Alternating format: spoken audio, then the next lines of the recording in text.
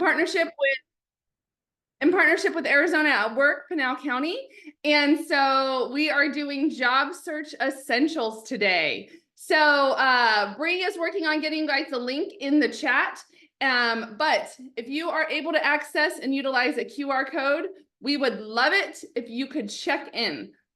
The check-in allows us to understand who's attending today, and also so that we can, Arizona Work Pinal County can follow up with you if needed. And then you also will get added to our email list so you can understand the additional workshops that are coming up.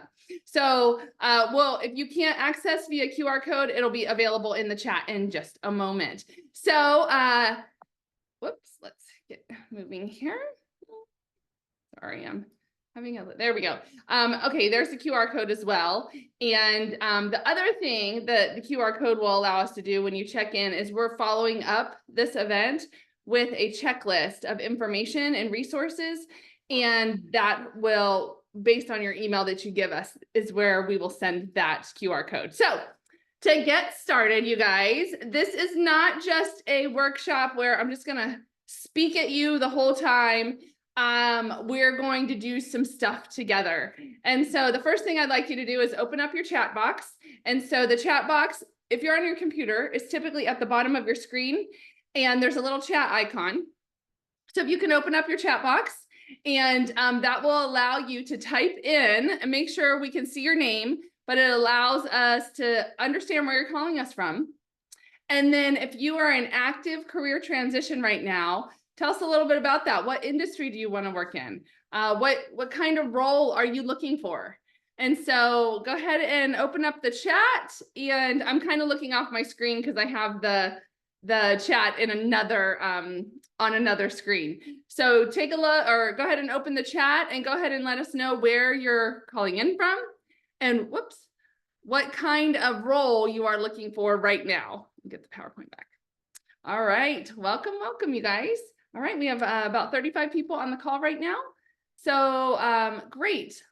Let's see, who else? Where are you calling in from, and what kind of role are you looking for? All right, good. Hi, Jesse. Hi, Jen.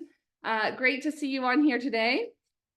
All right, a little bit about me as we as you guys are dropping in and why I'm teaching this today. So back in 2009, we were dealing with something called the Great Recession. And at that time, I had been working at a large company for 10 years.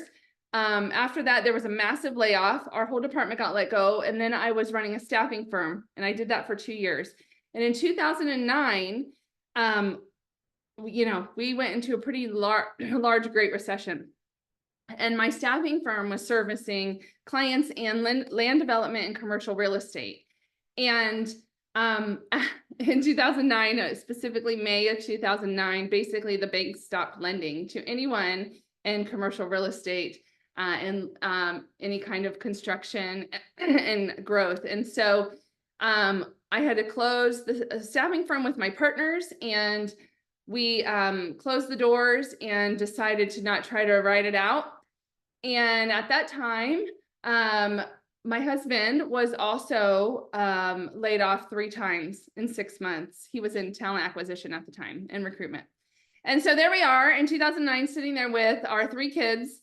We had an infant, a 2-year-old, and a 10-year-old, and neither of us were working. And so it was really shocking to our systems, not understanding what was next and what to do. And so after going, having some really hard conversations for a couple days, one day we went to bed. I woke up the next day and I was like, I know what I want to do. And I want to volunteer, which doesn't pay the bills, by the way, but I want to volunteer. And I was looking around, and there were so many people, my friends, that were just didn't know what to do. They had been laid off. They weren't sure where to go or what to do. And so I started volunteering. I called my local church and said, hey, can I have a room in the back of the church on Monday nights to help people write their resumes? And they said yes. And so I just started helping people, and we were getting about 25 people a week coming in. And then there was this one day I had invited an employer to come out, and people found out about it. And a whole bunch of people were showing up to the church, and the church calls me and says, hey, I know you have an event tonight, but there's a lot of people here and they're standing around the church waiting for you. I'm like, what? And so I go up there, the TV had shown up, radio station had shown up, and over 300 people were there. And I couldn't believe it. So we had to move kind of where we were hosting. And that was the day I realized it was different. People needed help. And there was a gentleman there who was an employer that I had invited to speak. And he was with the census. In Arizona, we process the census every 10 years out here. And there's a processing center. And he stood up in front of everybody and said, I can hire all of you today.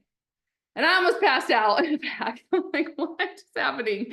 And they were really good jobs at that time. They were gap jobs, but they were really good jobs for people that had been laid off and weren't sure what to do and were having a really tough time. So that was the day I'm like, okay, something is different. We've got to do something to help people here. And then I pulled together a team, and we have been running this program called Career Connectors for 15 years now. And we've served over 71,000 people. And it's just been an incredible journey. Never easy. I wish it was never easy, but always worth it. And so I don't know what you're going through today. Your story is different than my story. But I can tell you, I can relate and I can understand how frustrating it is often, and how we can really sit in these silos or sit in our homes and be applying onto jobs online. And it's just, sometimes it's like, is it worth it? Is it working? Am I worth it? Like, what is happening? Why am I here? I am telling you, you are here for a reason and a purpose. And there is a really great job out there for you. It might not look like what you thought. It might be something different than you ever thought you were going to do. But that's okay. And we're going to get focused today. We're going to talk about some job search strategies. That's the thing we're here to talk about. But really what I want you to hear is that the job is out there. Regardless of what somebody's told you, regardless of how you feel because you've gotten so many rejection letters, regardless of what you've done in the past, there's a job out there for you. There are jobs out there. I'm going to show you. There are jobs out there, and you are worth having a good job and doing good work for it. So, all right, I'll get off my soapbox, guys. I'm glad you're here. And all right, let's see. Oh, thanks for filling up the chat, you guys. You're right. Volunteering days does not pay the bills, Leslie. I get it. I get it. But the network that you can often get with volunteering is second to none often. All right. Thank you everyone for filling this out. It's great to see you all here. Hi, Shanice. Hi, Lydia. Good morning. Hi, Diego. Welcome. Welcome for all of you for being here today. So what we're going to talk about is the workforce trends that are happening and a little bit on the market. And then we'll jump into a time of really going through the hiring process. And I'm going to show you what companies look for, how they hire. Of course, it's not all the same. Every company does it a little bit different, but I'm going to give you the main things that they're looking for and how you can make that connection with them so that you can be the candidate that stands out. And then we'll go into some of the tools. High level, for example, we'll touch on resumes. We won't do a deep dive. We'll touch on networking. We won't do a deep dive. We do have deep dive workshops on those specific topics, but I will still give you some of the high level stuff that are required for job search. All right, so the market. Let's talk about the market. The reality is unemployment is still pretty low. So if you dig into the numbers, this is from September, we're at a 3.5%. Now, understand that when my viewpoint and the information I'm giving you is Arizona based. This program is sponsored by Arizona at Work, Pinal County. So thank you to Arizona at Work, Pinal County. And so that viewpoint from this information is Arizona specific. Now, nationally, it's a little bit different, but it's really not too much different. So if you're calling in from outside of Arizona, know that this information, and there's only a couple, we're only going to touch on this at the beginning. Everything else is relevant to everybody. But so unemployment is pretty low, and Arizona is still growing. We're not going to stop. We're estimated to have 500,000 new jobs by 2032. There will probably be an increase in unemployment. But this election season is coming to an end, you guys. I know it feels like it never ends, but it is like at least this November is coming to an end. And what we know is election years, things are crazy. It will stabilize after election season. It always does. It's always how it goes. The only exception to that was 2020 because of COVID. And so even though that was an election year, that was out of control, but it was because of COVID-19. But every election cycle, things get a little wonky in the market. Companies tighten their belts a little bit. They stop hiring. They're not really sure what's going to happen. They get uncomfortable, just like the rest of us. It's just like, ugh. So you're the lucky ones that are looking for a job in election season. I'm so sorry. It's just weird in election season. There's not a lot of really good economic developers out there that can give us a lot of great information in election season. But Arizona will continue to grow. Population is going to continue to grow.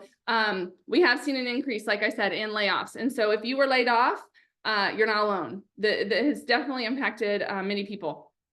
Okay, now if you look on the right hand side of the screen here, that is going to be the growth industries. And so this data is based on, if you go to the Arizona Office of Economic Opportunity, Arizona OEO, it will be in your checklist you're getting, by the way. But the Arizona OEO gives this information updated monthly.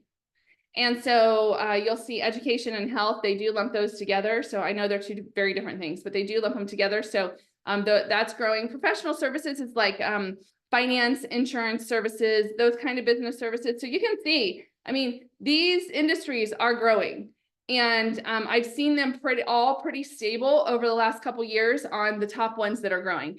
IT, information technology, it's been hit pretty hard, but we're still seeing growth. It's not near what it was, but we are still seeing a little bit of incremental growth for information technology. Now, I want to talk a little bit about, oh, my computer's going a little crazy today. I want to talk, so that's a little bit on unemployment and on unemployment stats. Well, here's the thing I know about unemployment. If you are unemployed, it doesn't matter if unemployment is 2%, 3%, 10%, 20%, 100%, because to you it's 100%. So it doesn't, I mean, I get the numbers, or the data is good to understand. And at the same time, it's like you're one person and you're not working and you're like, okay, unemployment doesn't matter to me. I need a job. So I get that too. And so now we're going to talk about some of the trends and then how to really focus on your job search. So workforce trends. Here are some things to think about. We've seen a significant growth in the Gen Z generation. They're currently 24% of the workforce. So you might be being interviewed by a 25-year-old, and you may be 25-year-old on the call today. But and so I know that can be an adjustment. You're going into interview for a job that you've done for 25 years, and you're being interviewed by a 25-year-old. That can be a little difficult. But what we need to understand is that is here to stay. It is not changing. By 2025, it'll be about 27% of the workforce. And I was thinking about this because my son is 20, he's almost 26, and he's a chemical engineer, and he lives in Charleston and is working for a great company, making a huge impact in that company already. And he's only been there a couple years. And I'm like, yeah, these Gen Z people, I was calling them kids. They're like not kids, you know, professionals are in the market and they're not going away.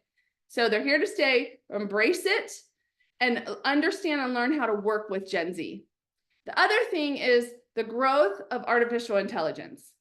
And so in the chat, could you drop a note here and just say, type a 1 if you use any kind of AI.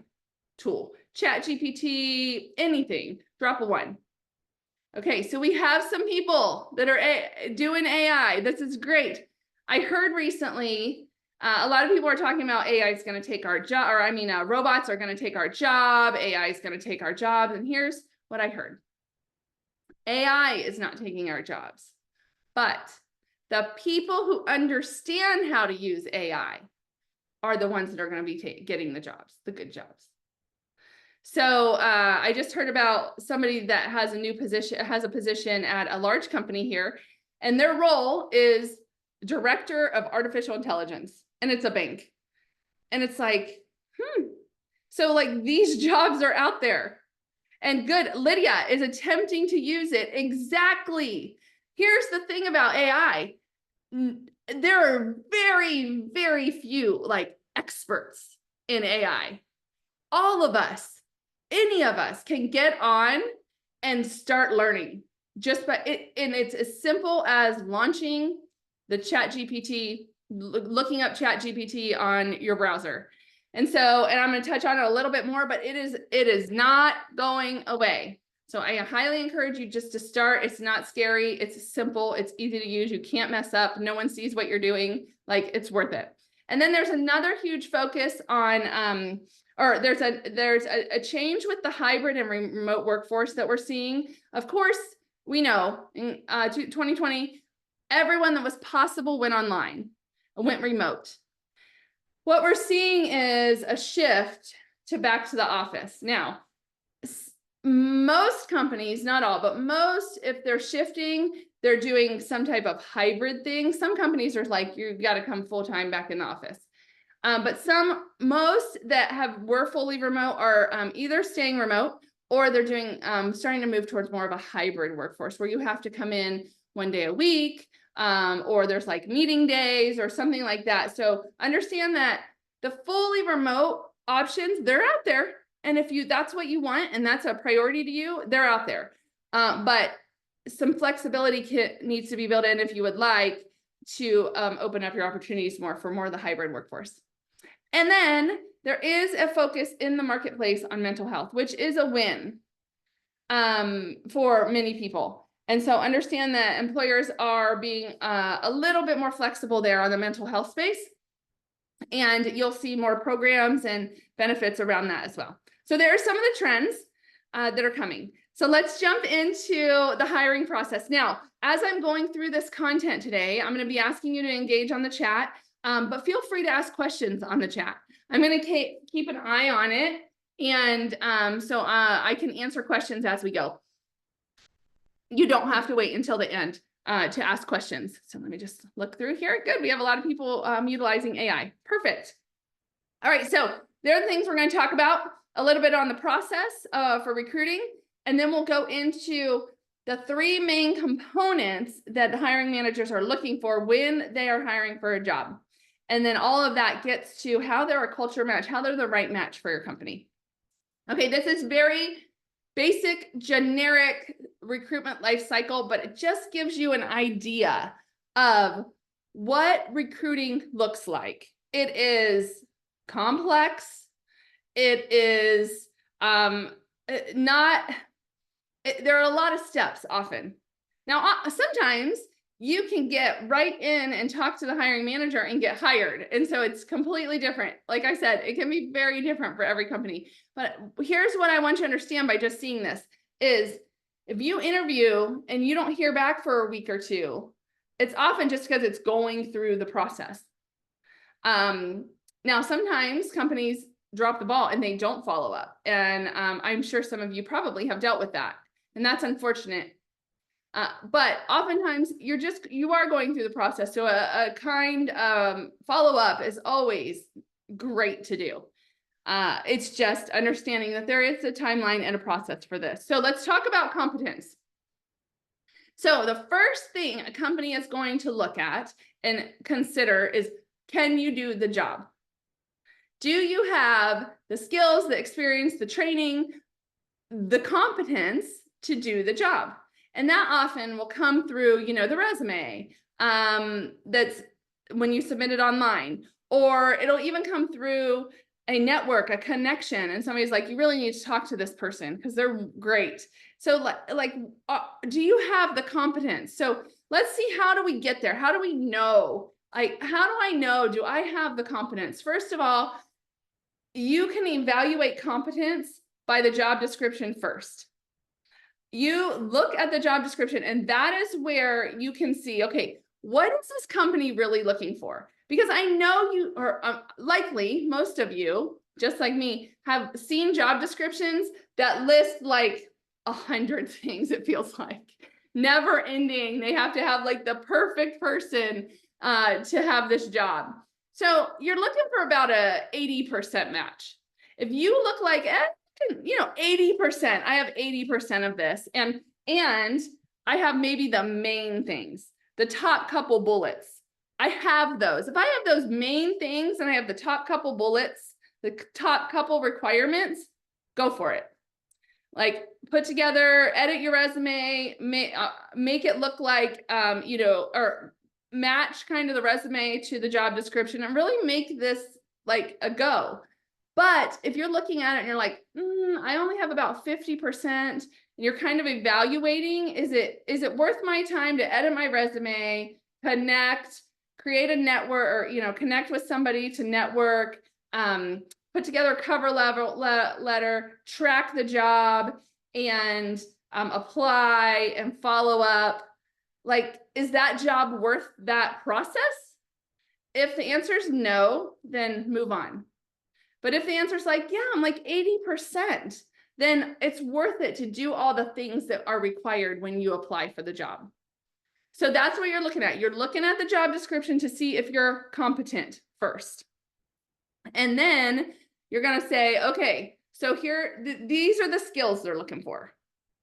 Are they technical? What kind of technical skills they're looking for? What kind of leadership skills they're looking for? And what other kind of job requirements are in there? And so look at those. And if you look at the skills, if it's a project manager job, what kind of technical skills?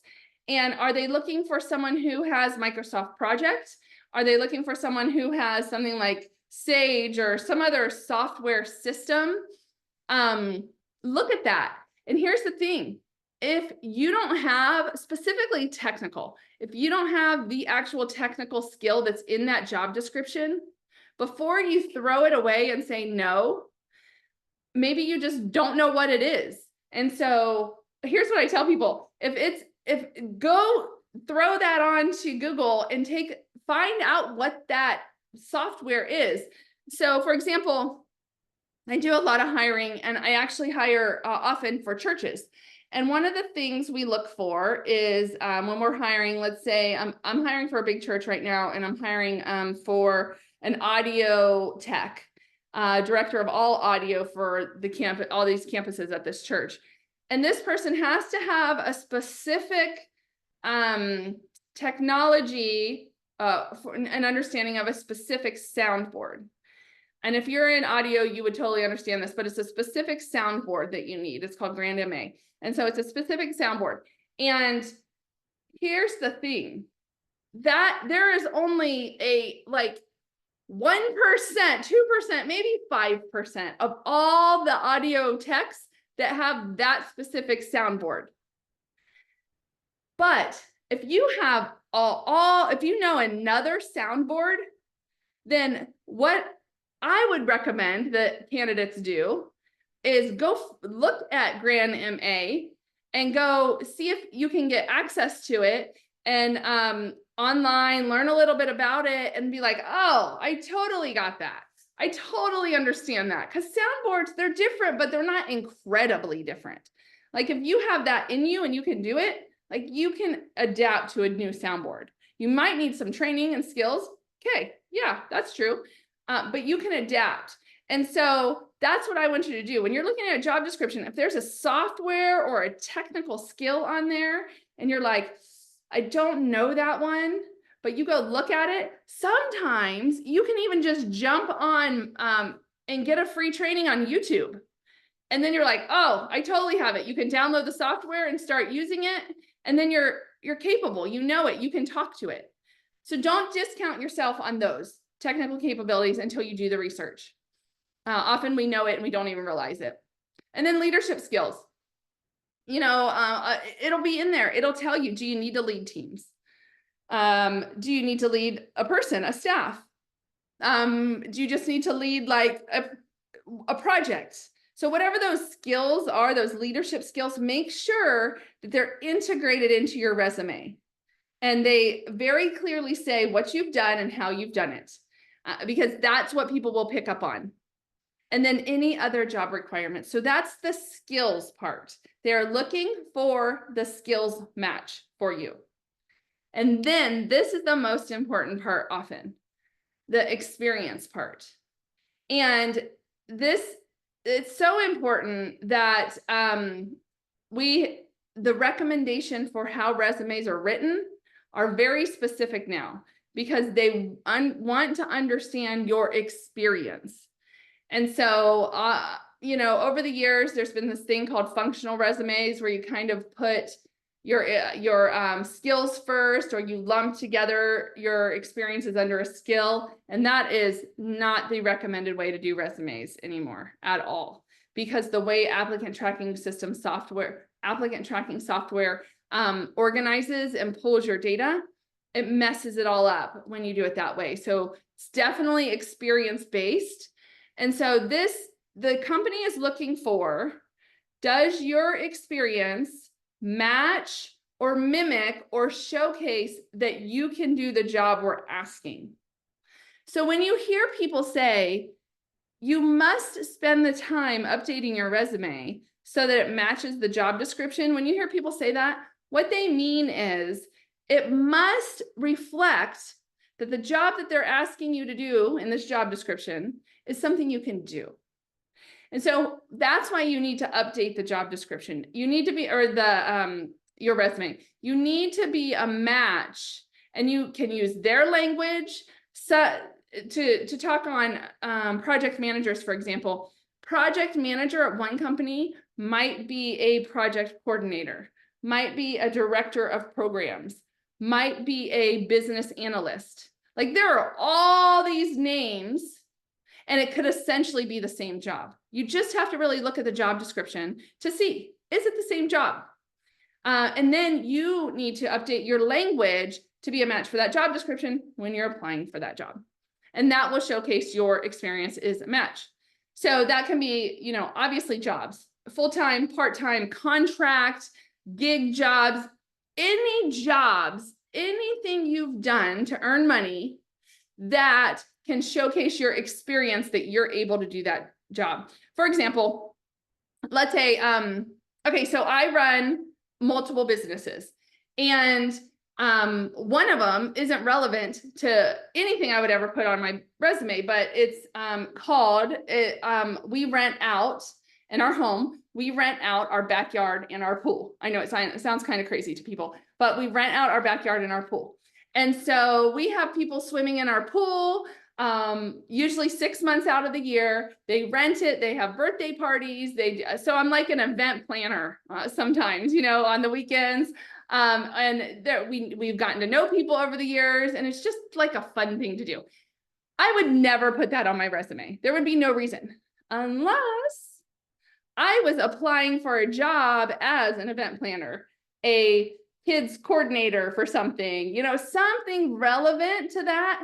Oh, heck yeah, I would update my resume, and I would drop that right in there, because that's really good experience. But it doesn't have to be my, you know, focus on my resume. It's not what I'm normally going after. But if this is an opportunity that I want, then absolutely I'm dropping that on my resume. So you think about that. Have you done anything part-time? Have you done anything contract, like different, just to try it out? It doesn't have to go on your resume, but if it applies to the job, it can go on your resume. And then you can just update it and tweak it. Also, volunteer experience. So somebody said something about volunteer experience in the chat. And volunteer experience, even though it's not paid, it can absolutely be a job. We have people serving with Career Connectors right now that took a early retirement package from a large corporation here, and they have been gifted or given, I don't know if gift is the right word, but like they have volunteered to work for a nonprofit for a year for a stipend. And to see like, hey, I've been at this large company for so long. What's it like doing something different and helping a nonprofit? Those are stipend, but basically volunteer experiences. And so these people come with an extraordinary skill set that a nonprofit would probably never have access to. And so that counts. That is volunteer experience. Anything you've done to volunteer, if it applies to the job, you can absolutely drop it on your resume, especially if there's a gap while you're job searching. Absolutely, you can put that in there. So that's really important because volunteering not only is good for your resume, but it's good for your networking and meeting people that care about things that you care about. And then obviously any kind of internships, apprenticeships, externships, anything that shows you have some work experience, especially for young people that are just coming into the market, those things are really, really important. And I can tell you personally, the reason my son landed a killer job is because he was a chemical engineer intern at Intel for 3 months in the summer of 2019. And had he not done that, he was going to be a junior. Had he not done it that year going into his junior year, well, we had no idea a pandemic was coming. So he couldn't do it his senior year. No one was taking interns during COVID. So he did it his junior year, and that is what got him the job because he did an internship. Only 3 months, you guys, only 3 months of an intern. And it was, it was paid, and he got a killer opportunity in a beautiful place on the other side of the country. So as hard as that is for our mama's heart, that is great for him. And so any kind of experience, I have seen interns of every age take an internship for a short period of time to get the experience and the validity they need to be relevant to the job they really want. All right, so that's the skills and for competency that you're in work experience. Now let's talk about education. So there's this whole huge change happening in education where I'm a Gen X girl. And in my generation, it was very much, you are going to college, you are getting a degree. That's the only way to be successful. I don't know if any of you else relate to that. Could you please tell me in the chat? Because like, I didn't have a choice. I was a first generation college student in my family. Yes, right, Derek, right, Lydia, like no choice. And I remember I was living in Ohio at the time. I grew up in Ohio, and I lost my shovel and I wasn't going to buy a new one. So I was leaving. I'm out of there. Get me away from the snow. But I was like, I was a junior at Ohio State and the Ohio State University, just to, clarify that. But I was a junior and I was headed out. I was like, I'm out of here. I can't take this anymore. I got to go. And I don't even know what I want to do for a degree. And I'm a junior. So I got to get out of here. I remember driving away and my dad looking at me and goes, "You promised me you will finish college." Like that was what was most important. I'm driving away and I'm like, "Dad, I promise you." And I did. I ended up moving to Arizona. It took me, I took the long path. It took a couple extra years and I ended up with my undergrad and my graduate degrees, but it was drilled into us. And I see everyone, student loans, right? Like do what you have to do, get the degree. Okay, there is a change that has happened because companies have realized, people have realized, probably us Gen Xers that had to get out of debt for student loans realized, did I need my degree to do what I do? So, and companies are like, do they really need a degree to do what they do? In some cases, 100%. Absolutely. But in many cases, maybe not. I mean, I am grateful I got my degrees. I am grateful, learned a lot. There's so much there. But what companies have realized is maybe not. And so there has been a shift to sometimes certifications, sometimes just training, going online and taking a class. You know, there are jobs out there now that if you are things like AI expert, you know, you understand AI. If you are an investor, if you are a social media manager, those kind of things, people can go online and take a workshop in a weekend or a content online class that takes a couple weeks, and then they are ready for that job.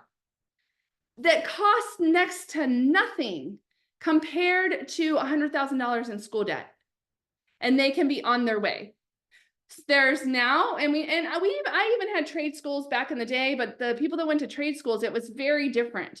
The trade schools that we have today, if you're in Arizona, there's like EVIT and I can't remember, Westmark. Anyway, there's multiple trade schools, and they have phenomenal programs.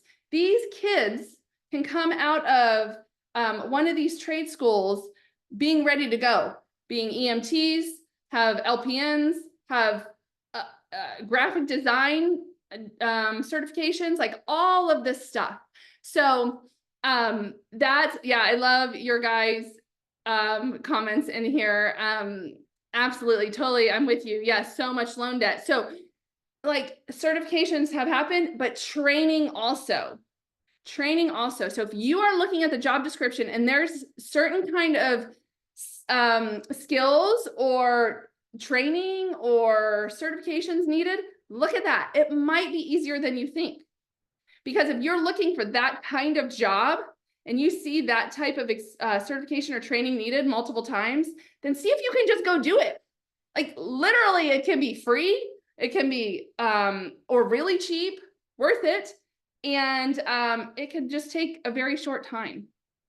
I don't want you to dismiss the opportunity there when it comes to training and certifications. Now, again, some programs, some jobs really require a degree, but many don't anymore. All right, so that's what we're looking at when we say competence. What I want you to do now, okay, I'm gonna have you do an activity. So kind of either get a piece of paper out, use your phone, whatever. I'm gonna have you write down something.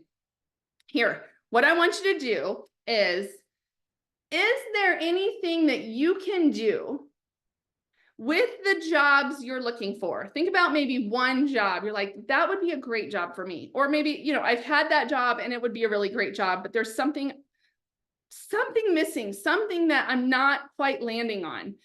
Is there anything you can do? And I'm gonna walk through a couple examples.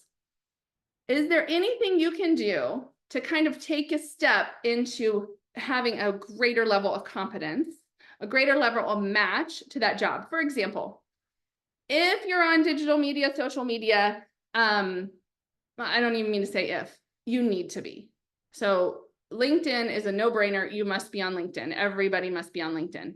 And I'll explain more why later. But is there something even on social media you can do, like posting articles about whatever industry, whatever job type that you're interested in?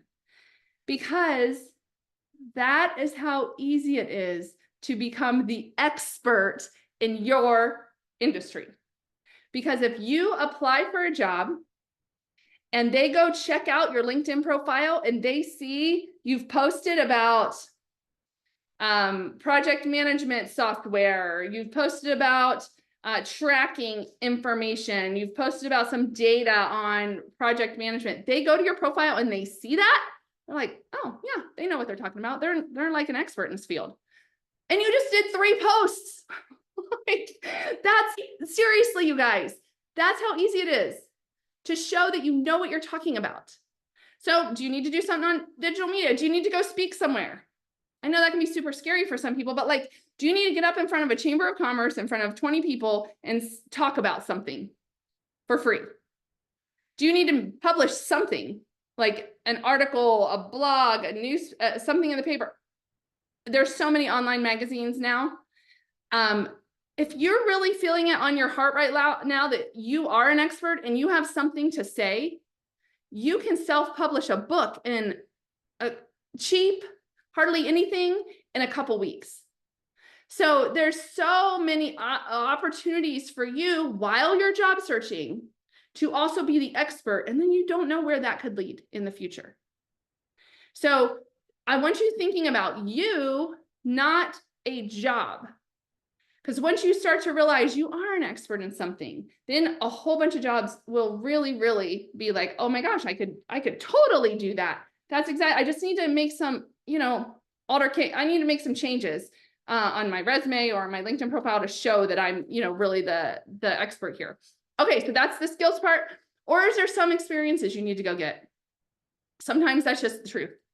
If you are looking, especially if you're changing careers, I work with a lot of people that are Gen X that are like, hey, I've been doing this for 20, 25 years or so, and I just don't want to do this anymore. Like, it's not, I don't know. It was great. It provided an income. It fed my family, but, and I'll do it if I have to do it. Like, yes, and that's fine. And that's totally okay. But this really is like, I think, the thing for me, because it would be fulfilling and provide income for my family.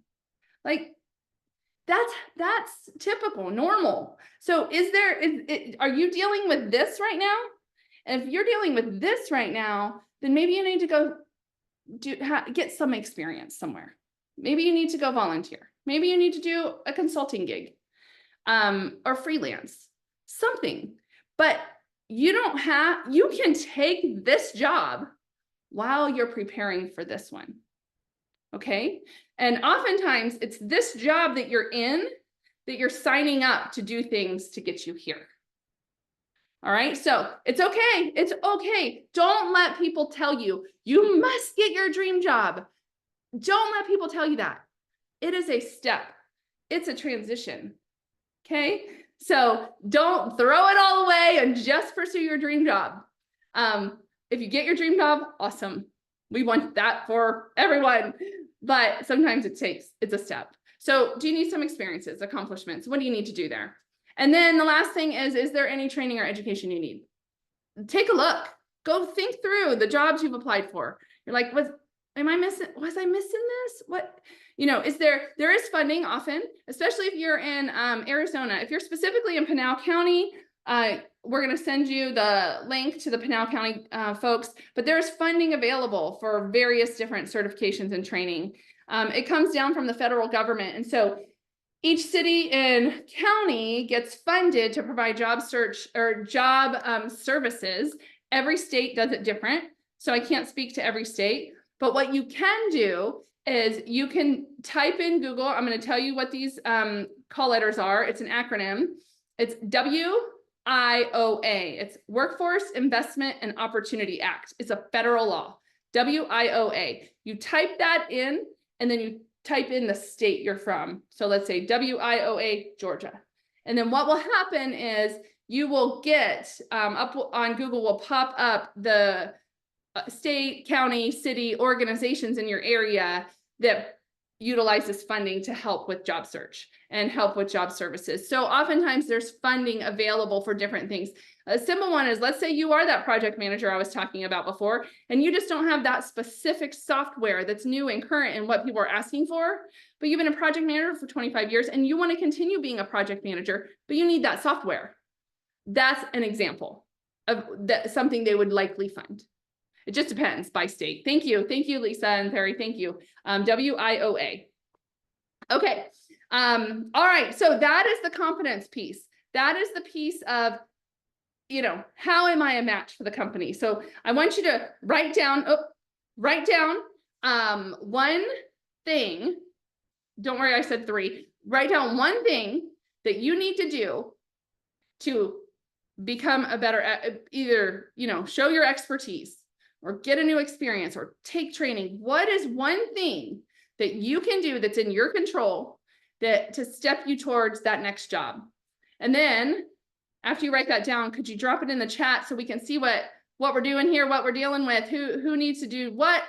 And one of the things I did this year was I do a lot of these online trainings, and I'm like, I need to get out more speaking live so people know our organization and so people can get more help.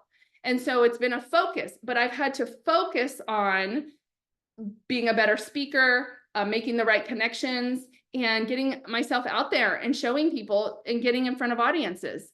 And so it takes some dedicated effort. LinkedIn articles, awesome. That's exactly right. Oh, I love that, Jesse. So whatever your expertise is, go to the library, has tons of workshops they offer for free, and you can teach one. That's a really great one. Michael, getting a certification. Awesome. Really good. These are the kind of things we're exactly talking about. Oh, great. Ida, especially working with shelters, especially if that is like what you want to do. If you want to work in a nonprofit and you can get some experience there, that's awesome. Exactly what we're looking for. I've seen so many people move. In fact, most of my team, not all of them, but most of my team at one time was a volunteer for Career Connectors, and then they moved into a role here. So Sarah, I love that. She says, don't be afraid to say yes to the opportunity. Even if you're like, I'm not ready for it, I'm not prepared for it, but somebody invites you to do something, or somebody gets, actually, I've had a client, somebody comes to you and says, can you do this? And you know, you can, but you're like, I don't have it on paper that I can show I've done it, but like, I know I can do that. Because if that's what happens, you know, you'll figure it out. You're not going to let them down. So exactly, go after it and say yes to things. Good. Okay. Good job, you guys. That's great. Write it down. Make sure you do that. Whatever you just wrote down, commit to yourself that you will do that to move the needle. All right, let's talk about character. Now, when I say character, I'm talking about what are the things that the company is looking for when they're hiring. So of course, competency, that's mostly your resume. Like, do you have the stuff on your resume that's a match for the job? The character match comes in other ways. So first of all, with the job, sometimes you can see this on the job description, but oftentimes you have to do a little bit more research. But what kind of people are successful at this company in this role? What are the things that they have in them? So in my Intel days, we had something called constructive confrontation. I don't know if it's still a thing there, but constructive confrontation. And basically that meant that you were willing to have the hard conversations in a respectful way. Okay. So a lot of people are like, when we're doing interviews and stuff, and I'll ask them something like, tell me about a time you had a difficult conversation. And they'll be like, I don't really have hard conversations. I can't really think of a time. I'm like, nope, that is not a candidate that's going to be a fit for this company. Because constructive confrontations were essential to move to getting things done. Also, risk-taking was a big thing at Intel. Being able to take risks. There was a word before risk-taking, and I can't remember what it was right now. And I don't know if it's still part of the values, but it was like being smart, but taking the risk. And so if that's not in your nature to take a little bit of a risk, then, that might not have been a good company for you to work at. And on the flip side, because I do ministry hiring and church hiring, there's a whole bunch of different values we're looking for there. And so those interviews are so interesting because my questions are different. And it might sound like, tell me about your walk with Jesus. Can you imagine answering that in an Intel interview?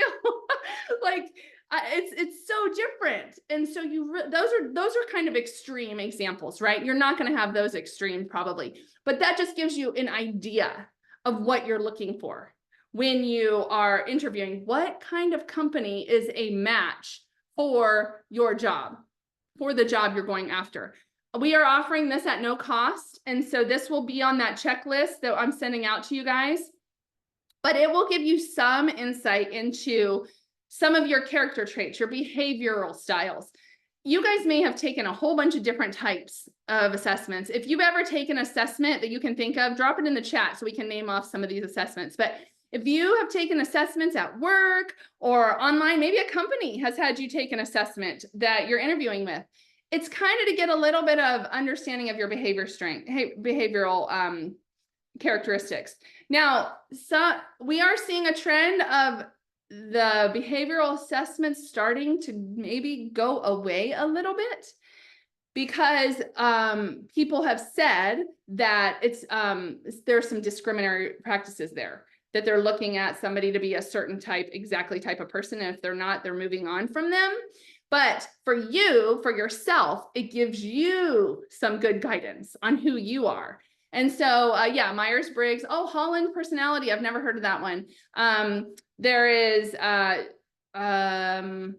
predictive index is another one. Korn Ferry Berkman. Yep. So this disc, you guys, what it's going to do, we'll provide you the link, and it'll take you about 10 minutes, and it will tell you your preferred work style. It'll give you some great characteristics you can throw, add into your resume if it's appropriate for you. And it's free, and then it will provide a 25-page report about you. Just take 10 minutes and you're gonna learn all this great stuff about yourself.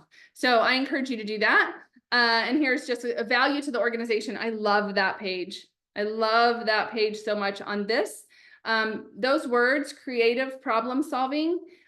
This is not my disc, but I had those words on mine, and I was like, oh yeah. And the only reason I'm a creative problem solver, it actually has nothing to do with me, but I'm a creative problem solver, and you may be too, because when I go to solve a problem, I go out and ask like 10 people, like, what do you think about this? What do you think about this? What do you think about this? And they'll give me their thoughts. And then I take all that and throw it into a solution, and it looks genius. And it literally had nothing to do with me. It was taking in other people's and utilizing their thoughts and information. I mean, in the right way, not, pretending you're somebody else, but like, utilizing those thoughts, like, hey, this is a great thing we're going to do. And I got to pull all the right people together to get their brains around it. I do that with our board of directors all the time. And I'm like, we're going to talk about this. And then they all brainstorm. And these are like wonderful experts from all over the place that have done incredible work. And then they all brainstorm, and we take all the notes, and then we come up with this great thing. It's awesome. And so that's what that means. So I want you to utilize some of those words for you and understand that this stuff is valid. The disc specifically, I don't know about all the rest, but they've all gone through some validity exercises. But the disc is valid. It's been been validated so many times. It's up there with like the SAT. It is valid. This is truth and good information about yourself. And so it's great. So if you see some really, really cool things on here and you're like, wow, I didn't know that, I bet you could go ask somebody, is this true about me? And they'll probably tell you, yeah. Okay. So it's really good. It's good information. Also, there might be things on there you don't like, and you can go ask somebody, is this true about me? And they'll probably be like, yeah, kind of is, and that's okay. But pull out the good stuff for your resume. All right, the top 10 skills. Now, here are some of the character traits, some of the skills, soft skills. We call them soft skills. You might hear a change. We're seeing the word soft skills go away. We're seeing essential skills come up. So these are the essential skills, the companies are looking for right now.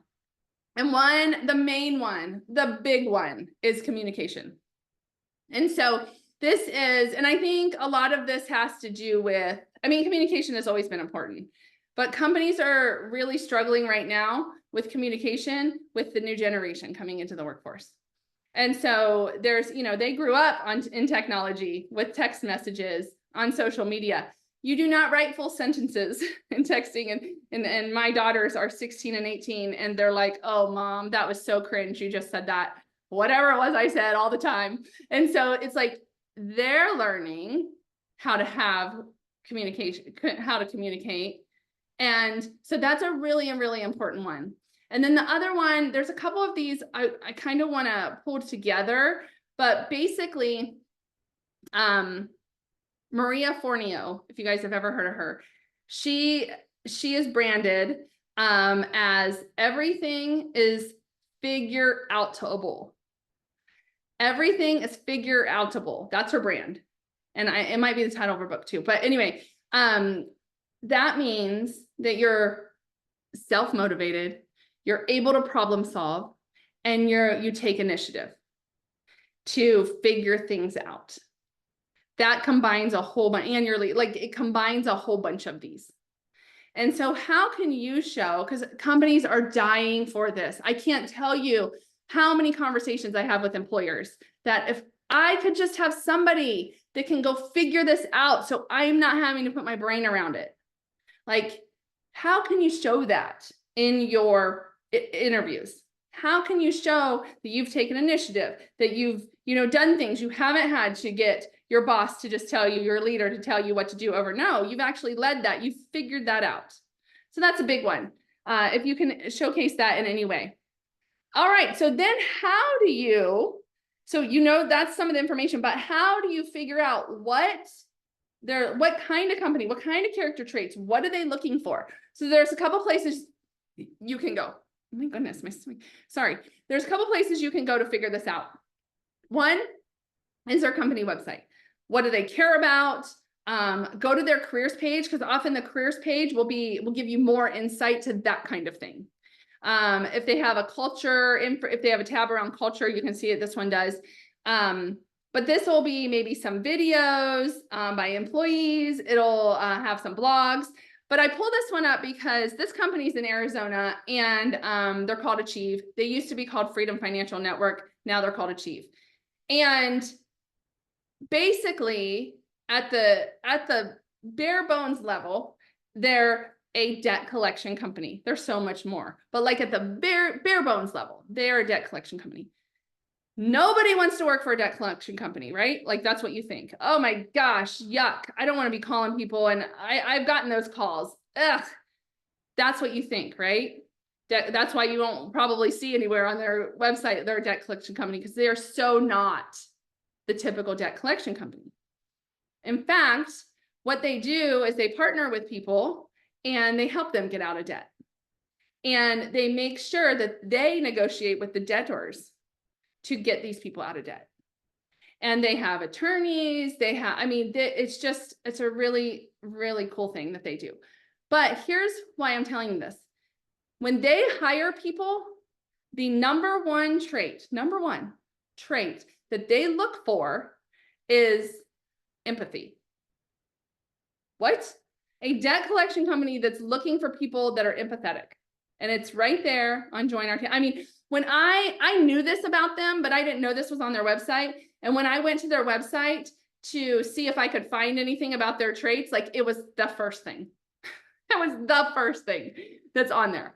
That is their first trait they look for. So if you aren't built with like a lot of that empathy in you, maybe not the right company for you. Okay. I don't have a lot of the empathy. It's just not something I was given. I've had to learn it, especially having teen daughters. If you've ever had teen daughters, like, you have to learn this sometimes. But like, I love people, but I'm not going to sit and listen to your problems all day. It's just not like how I'm built. I'm going to go get things done. I'm going to give you maybe a little bit of inspiration, and I'm going to show you a path. I'm going to show you something. But these people are empathetic that they look for. So that's how you can find out. Am I a good match for this company? Then you can go onto their social media. You can say, they're all over the place. Do you know YouTube it's a gigantic search engine. And you all know what YouTube is, but it's, sometimes we hear that it's used to search even more than Google is. I don't know. I don't have the current stats or data on that, but like, it's a gigantic search engine with tons and tons of videos. And so if you go out there and put the company in that you are applying for, before you apply, go to the YouTube, type the company in, and see what videos they have posted. And you can get some insight into that company before you apply. Because if you see some of those videos, you're like, oh, I could throw this in my resume. Oh, I understand that. I'll throw this in my resume. Like, and that is how you show that you have some of the character traits. You can also do a post on social media. You can, in the conversations that you're having with them, like how can you show that you're a match? So they're on a whole bunch of social media platforms, and you can do the research all day. I'm gonna just jump over here. Oh, I don't know. Tricky. I can't answer that one. I'm not the expert in cryptocurrency for sure. I would be hesitant to go forward with anything like that without really, really doing the research and finding people that are, have taken a job like that. I don't personally know of anyone that's being paid in cryptocurrency right now, but I'm not saying it's not there, and I'm not saying it's not going to happen. But I would be cautious. You're right to be cautious. Okay, so then moving on. So the character traits. So you looked at the website. You can look at their website and their social media, but you can also research all the job boards and find out what kind of jobs are out there. But don't just get stuck on one job board. Use all different ones. And this is another thing I want you to write down. I want you to write down what industry, think industry, not specific job, what industry you are interested in. For example, healthcare. I really want to work in healthcare. Project management is actually an industry itself. I mean, that could be one. Technical, IT, AI could be one. Marketing, anything like that. Like it's kind of the bigger picture, manufacturing, semiconductor, those kind of things. Think of the industry you would love to work in. I know you can go work at a lot of different industries, but think of one. Write that industry down, HR, human resources, write that industry down, and then write down job board. So your industry, HR, human resources, job board. Use that to find niche job boards, because niche job boards will often give you a lot more information about the company than, an Indeed will or a Monster. And Indeed, and though people can post jobs on Indeed, it is a crawler. It goes out and it crawls all over the internet to pull jobs in. And then it'll post them on Indeed. And what often happens is you're applying to jobs that are old if you're using Indeed only. It's great for research. It's great for research. But like if you're just posting to Indeed and you're not ever hearing back, it's maybe because these jobs are old that you're applying for. So if you're using Indeed or the big ones, here's what I encourage you to do. Find the jobs, and then go to the company website and apply directly. Because then you'll know if it's real or not. And that's right. Indeed, and somebody posted here, Indeed has many ghost job postings. Ghost job postings are often like people are just maybe trying to build out their pipeline, or they think a job will be coming. It's a waste of time for you. You want real jobs now. So go use it for research, but use those niche job boards. Those are really good. And you can find a lot of great information out about the company. All right. So for character traits, what I want you to do now, sorry, it's a little crazy today. What I want you to do now is think about a company that you want to work for. And here are some ideas on what you can do for yourself, but also for the company to figure out what they are looking for. Do you need, and I want you to write down at least one. On this one, I'd prefer two at least, but write down one or two things and then drop them in the chat that you need to do. Do you just need to take the disc and learn a little bit more about yourself? Do you need to go out and follow their social media accounts? Guys, you can follow their social media accounts and engage on their social media. You know what that does? Those are oftentimes, especially their career sites, are run by their recruitment team. So you're engaging on their social media sites, and then when you apply, they're like, why do I know that name? You know how that is? You're like, oh, I know that name. And then it's because you've been engaging with them on social media. And so they're going to at least look at your resume because they know your name for some reason. Maybe they know, so engage with them on social media, share their stuff, like them on LinkedIn, and then share their information. Like maybe they're doing an event and you're like, oh my gosh, that's such a cool event. And you share that. Maybe they're posting some jobs that don't relate to you. Like I wouldn't apply for those jobs, but you're like, you're reposting it and you're saying, I have been doing tons of research on this company. These look like great positions. So what can you do? What can you do to find some more connection or find the character traits? And then find some job boards in your industry. And also another option is to review Glassdoor. Glassdoor is a website that takes in reviews of companies, and you can go search a company in Glassdoor and understand what employees have said about it. And so there's the good and the bad that come with that. So you might see some things that are like, oh, I wouldn't want to work for that company, but maybe that was one person's experience and not the rest are great. So you really got to like weed through some of that, but it'll at least give you an idea. And so those are some ideas. All right, drop it in the chat. What are you guys going to do? What are some things you're going to do from the character trait side that can help you move forward in your job search?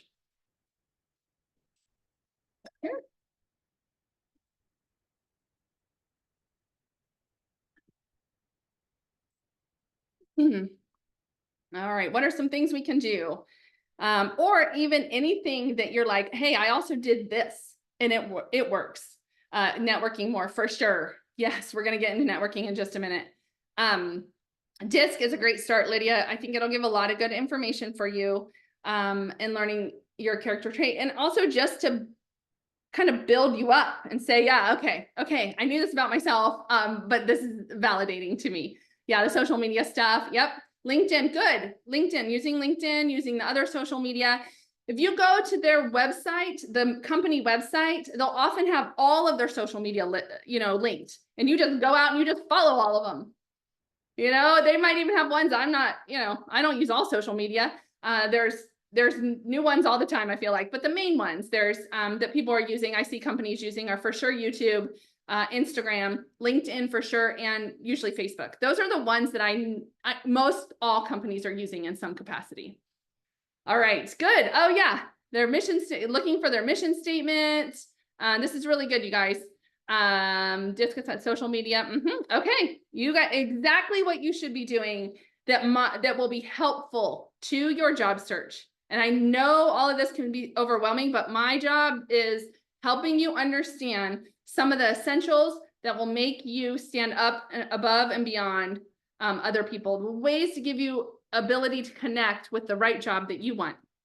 All right, now lastly, so that we've talked about competence, that is, the resume part. Do you have the skills? The character part is like, is this somebody that fits who we are as a company, fits our values, our mission, our behavior, they have the right behaviors, they care about what we care about. And the last one is chemistry. This one is, this can be decided in about 5 seconds. So that can be good and that can be bad, but I want to show you how you can make it much easier on yourself. So the chemistry match, okay, let's think about this way. We all work probably 40-ish or so hours a week. Some of us work 60 hours, some work 20, some work, but like 40, 50 hours is probably the average, I would say. That's a guess. But, that time we spend with people we don't really know until we start the job. And so often 40 hours a week, I don't get 40 hours a week with my family. I'm lucky to see my daughters an hour a day. The time they're running in and out of the house, and I make sure to like hug them as they're running in and out. And, occasionally we get to go on vacation and I get a whole week with them, but like we spend more time with the people we work with than anybody else in our life. And so when someone's hiring you, people hire people they like, whether you like it or not. That's the truth, because they're spending so much time with you. We all have worked with somebody where just opening up your computer and seeing an email from them, you're like, okay, I'm closing my computer. I'm done. I'm out of here. I need a minute. Like, you haven't even read it. Like, I am done. And you just know, because it's like, oh, it's right in the pit of my stomach. People hire people they like. And you typically know, you guys are smart. You know you like someone in a few seconds. Like, it's just, did they smile at you? Did they like look like they care? Are they distracted? Like the basic things. So I'm not saying that's all the interview is. It's not. You have to still show you have the experience. But if you come in and that is not there, it's not going to happen. So how can you be like, hi, good to meet you, without being fake? Like, be yourself. Not everyone smiles all the time. I do. It's my thing. I love it. I smile all the time. And some people do. Some people smile all the time and you're outgoing and some people don't. But you can muster a smile to shake a hand and say hello. You know, like, how can you be likable and friendly in an interview? So here are some things you can do. First of all, know the employer before you go in. And hopefully by now, by the time you get the interview, you know the employer because you've followed them on social media, you've watched some videos, you've gotten on their website, you know that you're a match. And this is why this, I hope, is like you're understanding this is why you aren't applying for 100 jobs a day. This is why you're applying for 1 or maybe 2, because you're not going to apply for a job, I hope, unless you're doing this stuff. Because if you've done this stuff, the likelihood of you getting an interview skyrockets. And so think about this, the more jobs you're applying for, the likelihood of you getting an interview goes down. So if you're telling people, I've applied for hundreds of jobs, stop saying that. Stop it. Because they're like, oh, they don't really care. They'll just take whatever. No, I've applied for 15 really targeted jobs. And I know the employers. And here, by the way, is my list of 15 to 20 employers I'm really interested in. I mean, it's not going to stop me from talking to other employers, but like these ones, they match me. I know it. I know it. And that's what I'm planning. So do you know anyone from any of these companies? Can you introduce me to someone, or can you make an introduction on LinkedIn? Like, these are the 15 that I really know I'm a great match for. You guys, it happens so much faster when you take a strategic approach like this.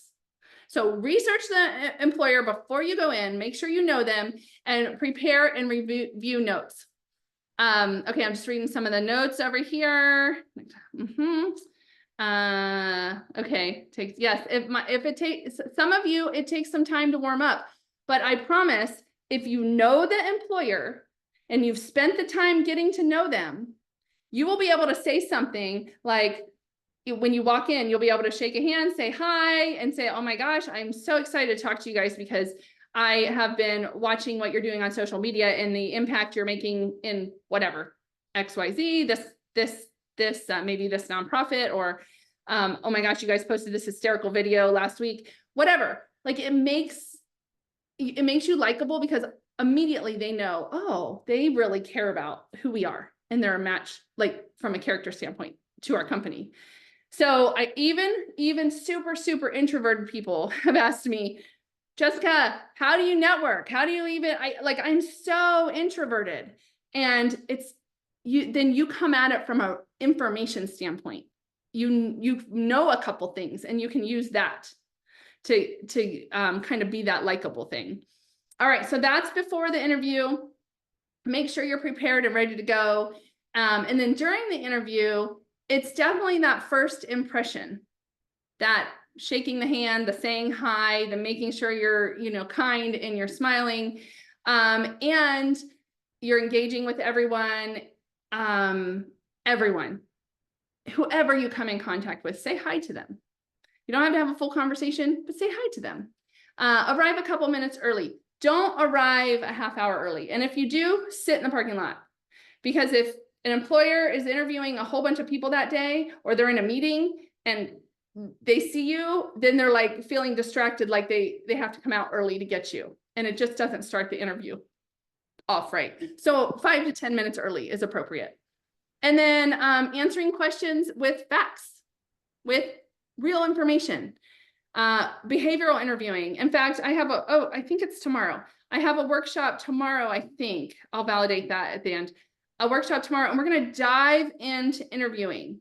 And we're going to talk about how do you come in prepared with answers to questions you don't even know are going to be asked. It is not hard, you guys. It's the easiest, most simple way for you to showcase your expertise without memorizing questions, memorizing answers, and highlighting yourself. So, and we're going to talk about for real short here, but then we're really going to dive in tomorrow. And then follow up after an interview with everybody. Connect with them on LinkedIn. If you know who's interviewing you before the interview, connect with them on LinkedIn before the interview. That gives them a little bit of time, if they're on their LinkedIn profile, a little bit of time to look at your profile and be like, and you can tell them in the connection, I'm interviewing with you tomorrow. I will see you at 9 a.m., whatever. But it gives them time to take a look, kind of put a face to a name, be ready and expecting for you. Like, do that ahead. If you can't do it ahead, don't have all the names, do it after, and make sure you follow up with everybody through an email, a thank you note. You can ask people for what is your email address, ask them for a card. That is absolutely appropriate. Okay, so this, again, the piece about the on this one at the interview is mirror the initial response. I know that sounds totally weird and crazy, but what that means is I want you to, when you walk into the interview, if they're like super chatty and having a conversation with you, be chatty back, answer their questions. If they're asking how was your weekend, ask how their weekend was, let them know, and then ask them how their weekend was. Some people get annoyed by that, right? Like, you're like, why are they asking about my weekend? Like, we're here for an interview. No, they want to see, again, the chemistry part. Like, does that person connect with me? And on the flip side, if they're like, hey, thanks for coming, this is a little bit about the job, I'm just gonna get some experience, a little bit of your background today, and we're gonna move on. So first question, they just go right in. Don't be annoyed. That's how they interview. And you don't try to then go, well, how was your weekend? Because they'll be so frustrated. I am telling you, they'll be so frustrated. In fact, when I do, a lot of the interviews I do will be like, I'm just getting the background information. I'm kind of validating the resume, seeing if there's some character trait matches there. And then, but I'm not the one that's the expert on the job. I'm really just kind of evaluating high level stuff. And sometimes I tell every person I interview whatever my role is in the process. Maybe I am the one. Sometimes I hire for career connectors. I am the one that knows the stuff, and you need to ask all the questions. But if I'm like the pre-screen kind of person, and I don't know a ton about the day-to-day business of that job, but they go, and at the end, hey, do you have any questions? And they come in with 20 questions about the job. And I have to keep saying, oh, that's really for the hiring manager, and you're going to talk to them next. But they keep asking. It's like, it's tone deaf. It's like they can't hear me. And that is not a good way to interview. So really kind of be in tune to what your interviewer is doing. And that is what I mean by mirror the initial response. Understand, what they're trying to do. And it will, I'm telling you that chemistry happens when you do these things. Because again, you don't have to be that super outgoing person that everybody loves, really charismatic, for it to be likable. Okay, you just have to do a couple things. So interview questions. We're gonna go through this for a few minutes here. The first and the last, like the first, third, and fifth, those 5 questions, or those 3 questions. Tell me about yourself. Why do you want this job? And why should we hire you? Those 2 last questions are kind of similar. Those are asked all the time. Like, they're asked all the time. And so those are ones you should probably prepare for. Tell me a little bit about yourself and make it relatable to, you know, the job and the company. Why you're interested. Again, if they ask you why you're interested and you're able to tell them why, it's because you've done the research. It's because you see some things in that company that are a match for you. And that's what you tell them and explain to them. And why should we hire you is another one. Like, if you've done the research, if you know what they're asking for on the job and you've done the job or a version of the job, or maybe you went out and got some training, you're like, yeah, I wasn't exactly sure about this software. I've utilized a lot of software. I wasn't exactly sure about this software. So I went out and got the training last weekend. They're gonna be like, oh, really? You know? So like, you're doing things to prep for the interview way before the interview. Because then by the time you get the interview call and you're like, oh, awesome, I know all about this company. So those 3 questions are pretty often asked, but you should be prepared, and you shouldn't even have to really memorize something. You should know already. Now, strengths and weaknesses, that's another one that's always going to be asked. Maybe not every single interview, but it's asked a lot. And so, you know, greatest strength, greatest weakness, those kind of things. You do want to prepare for that. And you can use ChatGPT to ask it, especially if you've been using it a little bit. You can ask it, you know, how do I answer? What are some of my greatest strengths? What are some of my greatest weaknesses? Or here, you can tell ChatGPT, here are my weaknesses. How would you answer an interview question? How would you frame an interview question around this weakness? So you can get ideas from ChatGPT, which I'm gonna, or any of the AI tools, not just ChatGPT, any of them. But I'm gonna tell you about those in just a minute. But yeah, those are, you're gonna be asked, those kind of things. Now, behavioral questions. These are the ones that tell me about a time when. Show me an example when you did this. Those are the ones, oh, I'm not deep diving. Those are the ones that you have to showcase. You have to show them an example of when you've done something. For example, I used this earlier. A question I always ask is, tell me about a time when you had to have a difficult conversation with somebody. And for the people I hire for, ministry, and then some of the other clients, they all require hard conversations. If you cannot have a hard conversation and you work at a church, you should not be at the church, because you're having hard conversations every day of your life. And if you're not in the right job because you're dealing with people that are like hurt and broken sometimes. And that's hard. And so you got to think about that.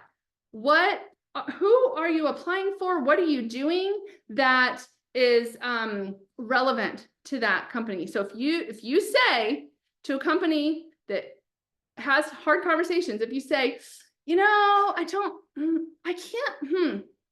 really think about a hard conversation. You know, I had to have my daughter, I had a hard conversation with her yesterday. Nope. That's a no-go. Like, think. You have had hard conversations in your life, right? I know you have, even if you don't want to. So what you do with behavioral questions is you do not memorize all the questions. You do not. If somebody gives you a book of 100 interview questions and tells you to memorize them and memorize answers, run from that person. Because what's going to happen is you're going to walk into an interview, nervous as can be, trying to remember all the things you've been told to memorize. And you're going to get in there and they're going to ask you a question. You're like, oh my God, okay, what am I know I have an answer for that one. And it's like right here, but I can't think of it. What is it? Like, they're going to see that on your face. It's the worst. Okay. It's the worst for you. It's the worst for them. It's the worst. Instead, what you do, and this is the high level, we'll dive deep tomorrow. The high level is, instead what you do is you go through a process. You can use something like, there's STAR method, CAR method, PAR method, golden moments. Those are 4. And STAR, CAR, PAR, and golden moments, all 4. You can Google them too to really dive in more if you're not, especially if you're not able to attend tomorrow. But what those are is basically you think through your work, you know, pull out your resume, you think through some really cool things you've done in your job. And it can be yesterday, or it could be 25 years ago. It doesn't matter where your answers come from. But you think like, what's a challenge I had? What's a challenge? I remember one time when I was at Intel, we were bringing up Costa Rica as a fab. And my job at the time was, I was called an instructor trainer, I think, something like that. And so they said, Jessica, we need you to go to Costa Rica for a couple weeks and bring that factory up from a leadership training perspective. And so I said, all right. So I get to Costa Rica and I'm thinking, okay, great. I'll just do what we've always done. I've got the materials. I've altered them. I've gone through some Costa Rica, cultural training. I'll go on site, meet with the leadership team, and then we'll start booking some courses. I'll get instructors trained up. I mean, it was just like, I had done it so many times. I did it in Israel. I did it in Malaysia. Like I had done it. And so I get to Costa Rica, first day. I get on site. I'm there with all my stuff. I'm excited. It's 9 o'clock. I'm like, okay. No one shows up. And I'm like, heck. Okay, it's 9:10. It's 9:30. No one is showing up. So I'm walking around the factory, like looking for people. And someone will know. I can't remember what it's called. It's like tiki time. Basically, people start showing up around 10:30. I'm like, what? Are you kidding me? And now, granted, at the time, Costa Rica was a new fab for Intel. And so we had not adjusted to their culture yet. And I mean, eventually, I'm sure Costa Rica got, more on time, especially when they were working with the US. But around 10:30, people are coming in and they're excited. And we had a great session. But that was something I really struggled with. Like, that was a challenge I had. And then I still had to have the training. I still had to do it. And I had to solve that problem. So there was a great result because we got hundreds of leaders trained on the different curriculum that I had, a whole bunch of different courses. So the challenge was I have to bring the site up with wonderful instructors. The result was I did it. We did it. I brought, however many courses I had, I can't remember, maybe 10 courses, 10 leadership courses. I trained a whole bunch of trainers so that they could sustain the site. In the middle, what did I have to do to make that happen? In the middle, so I had the challenge and the result, but what was the action? I had to do all these things, right? I had to start to get to know the leaders, see if maybe they could get their teams to arrive a little bit earlier, because I did have a schedule. Like, we had to get this happen, and no one wanted to stay till 10 o'clock at night, okay? Also, there was a midday lunch that was like 2 hours for everybody. They go home, eat, it's a family thing, and then they come back. Like, culturally very different. So what are the things I had to do? Oh, my day starts at 10. Okay, so we're going to go 10 to 2, and then we're going to go 4 to 7 or whatever. Like, I had to adjust. So what I did then, and what you need to do, is think about those things. What are some of the things in your career that were great things you did? You had a challenge that you had to solve. You had an action you had to take. And then what was the result of that? It's called the CAR method or the STAR method. And if you do that, I want you, when you do that, not if, you need to do this. You write down 10 of those examples and you get them written out and you know them. You know them. Like I just told you a story I had totally forgot about. It just literally popped up. I don't think I've ever told that story in all the talks I've ever done. I just thought of that story and I could tell you that because I lived it. I was there. So I didn't memorize anything. I literally had no idea I was going to say that today. Same for you. What are the stories, the things you've done in your career that were so good, that had great results? And here's what will happen.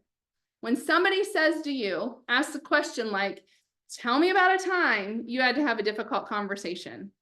And I have brought in my notes. I've brought in, just a little reminder of what each of my stories are. You can do that. Bring in a notebook, bring a notebook with your 10 stories, kind of just the main things right now written out. And I look down, someone says, tell me about a time you had to have a difficult conversation with somebody. I look down at my paper and I'm like, Costa Rica training. I'm like, oh my gosh, you guys, this one time I went to Costa Rica, I had to bring up the fab. I had to train all the leaders and no one showed up. And so I had to go have these conversations with executives. And then I had to alter my style a little bit culturally to understand them. Then we had to negotiate to an agreement and get them on board to bring their staffs earlier in the day. So I walked them through that without memorizing anything because I did it. I know it. And so that's what you're going to do. You're going to go look at your resume. That'll help get your brain started. And that will help you come up with these 10, I'm going to call them stories. I like stories. If you interview and you're telling stories, it connects. Stories connect us. If you want any proof of stories connecting, look up the author and speaker, Kendra Hall, Kindra. Actually, I'll write it. Kendra Hall, she's from Scottsdale. She lives in New York now, but she's a speaker, and that is her whole topic, is stories and how they connect.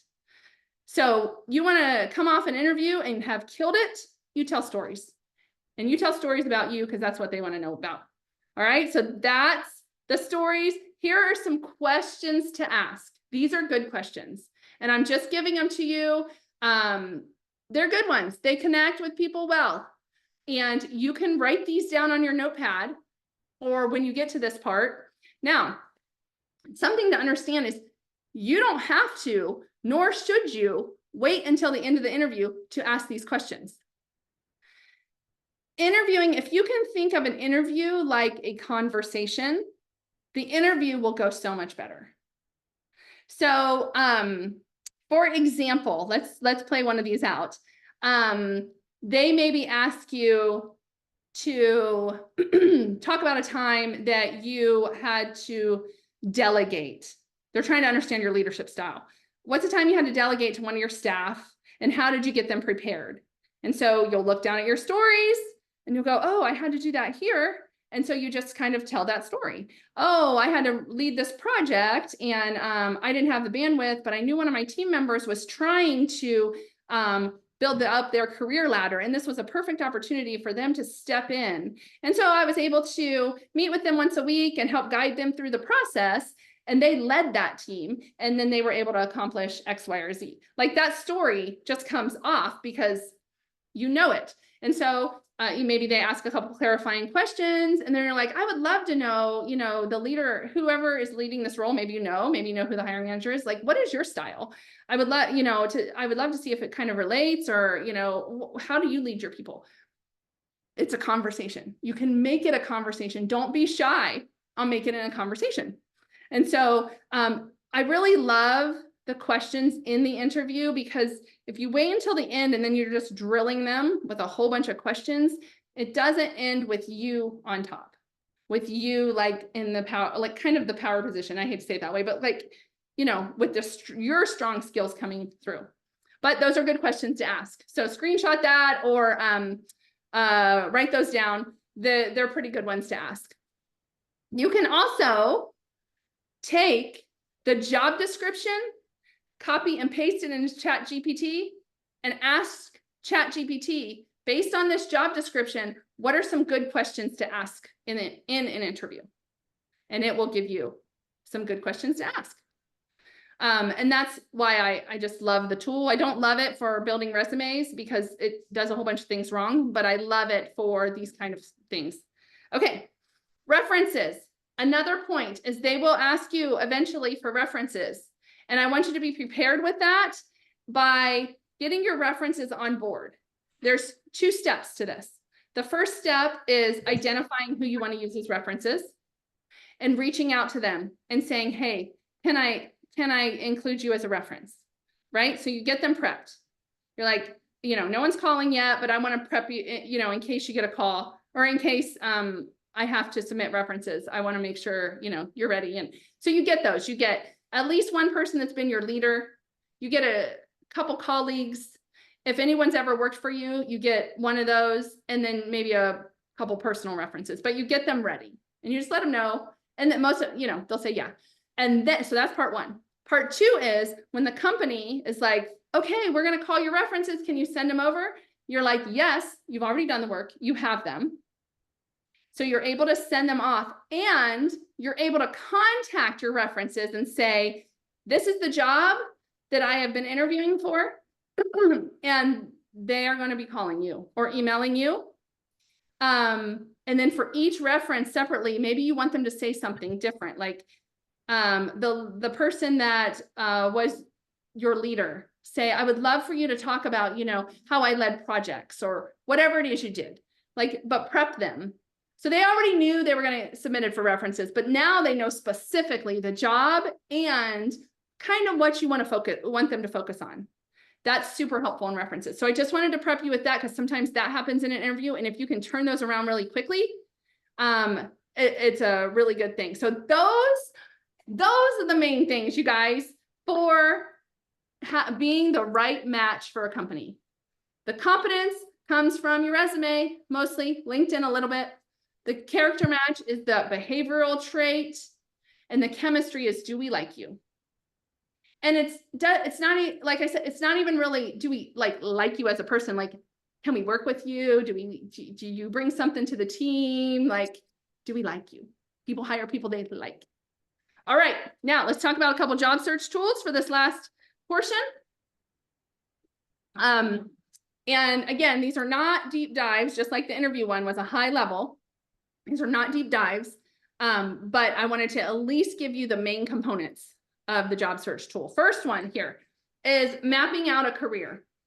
And so there are some tools that are available to you that if you're not sure what you want to do, or if you're that, you know, person that was like, I've been in this career for 20 years and I want to move to something else, but I don't really know what it is. Here are some tools that can help. If you're new into the market, if you're a Gen Z and you're new, welcome. And here are some tools that you can start to map out your career. If you've been in one career for a while, and let's say 10 years or so, but you're like, I liked this career, but I'm not really sure where to go with it. That's another example. So here are 4 tools you can use.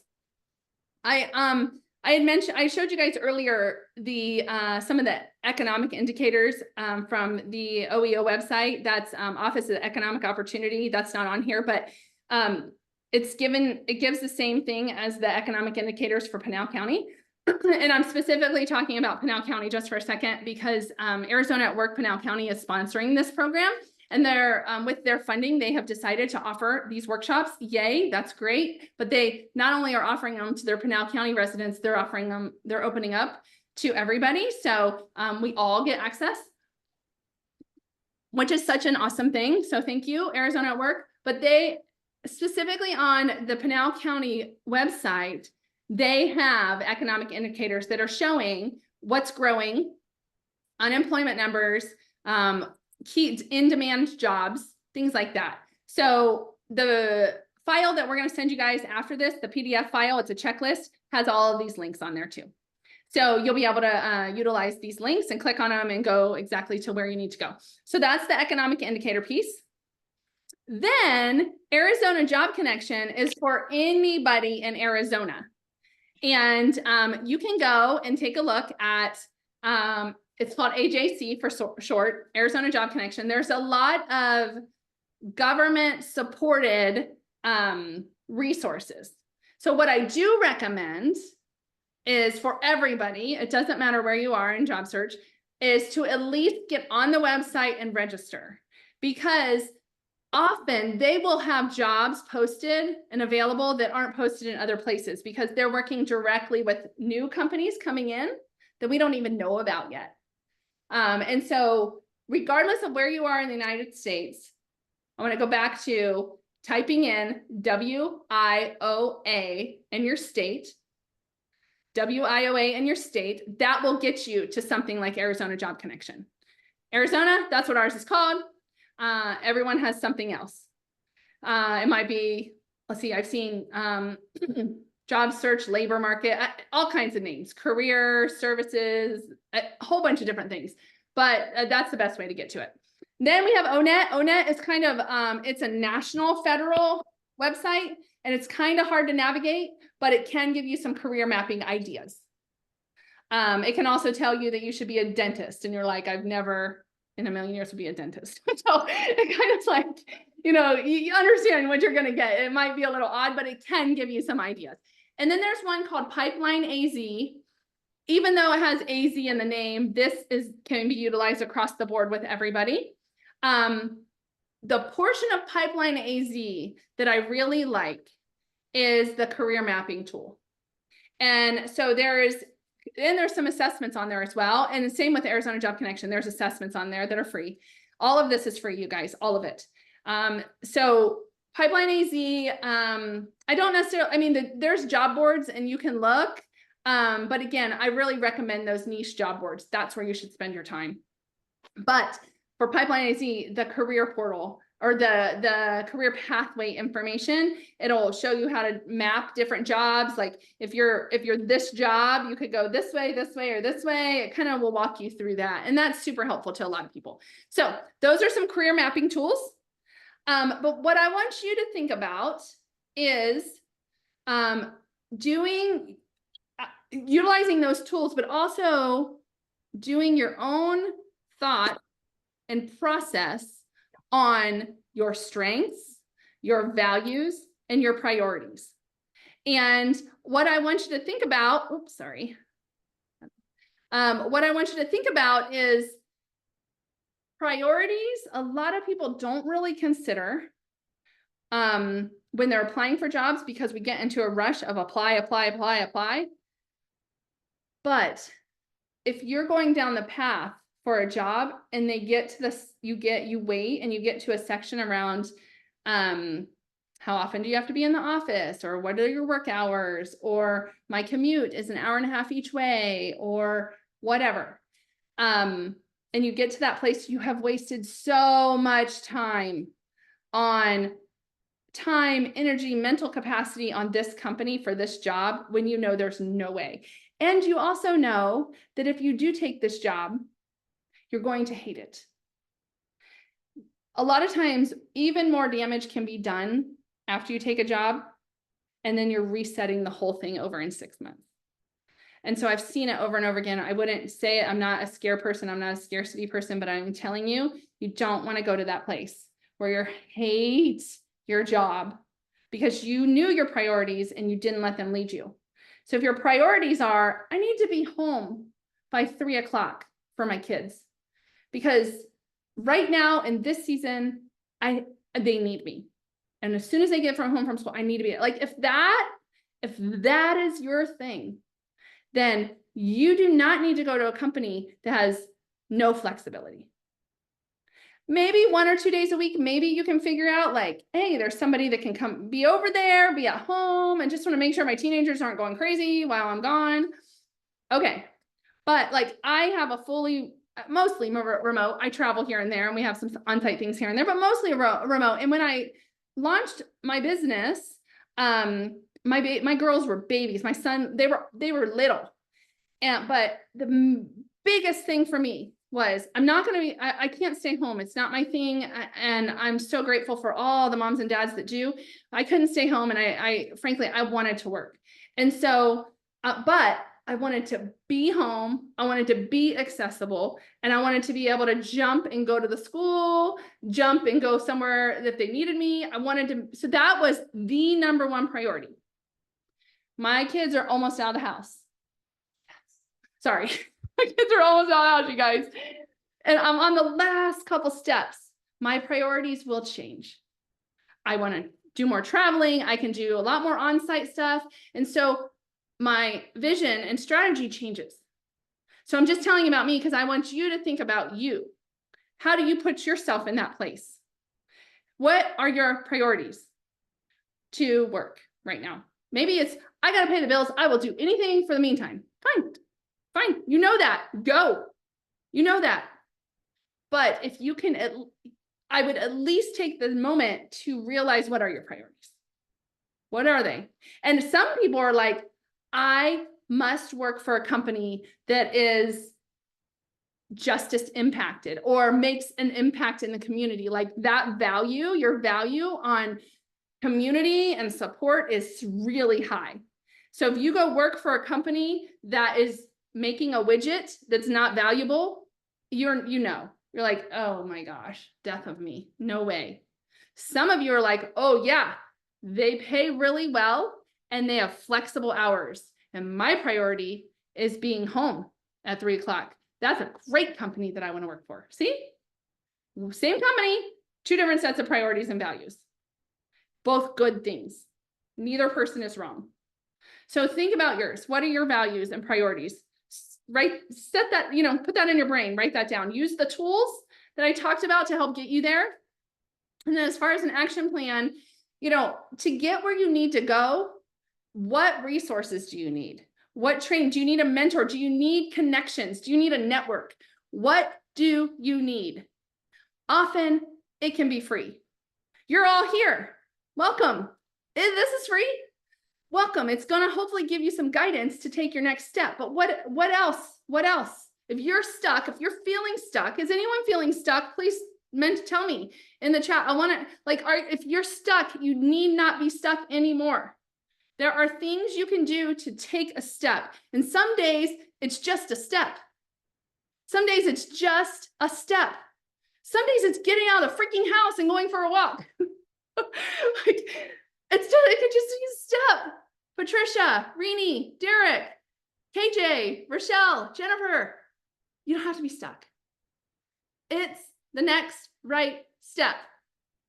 And a friend, a colleague, the mountain that you're looking at can just okay, I'm okay. Today I'm okay. Okay, all right, I have a step. There's something I can do. Okay, you're gonna take a step. And then once you do this, once you do these things, start talking about it. Start telling people. I have a friend that was recently laid off. Recently laid off the last couple of days. And she had already had a conference set up. And a friend had invited her. And she was like, oh, sure, I'll go. She's an empty nester.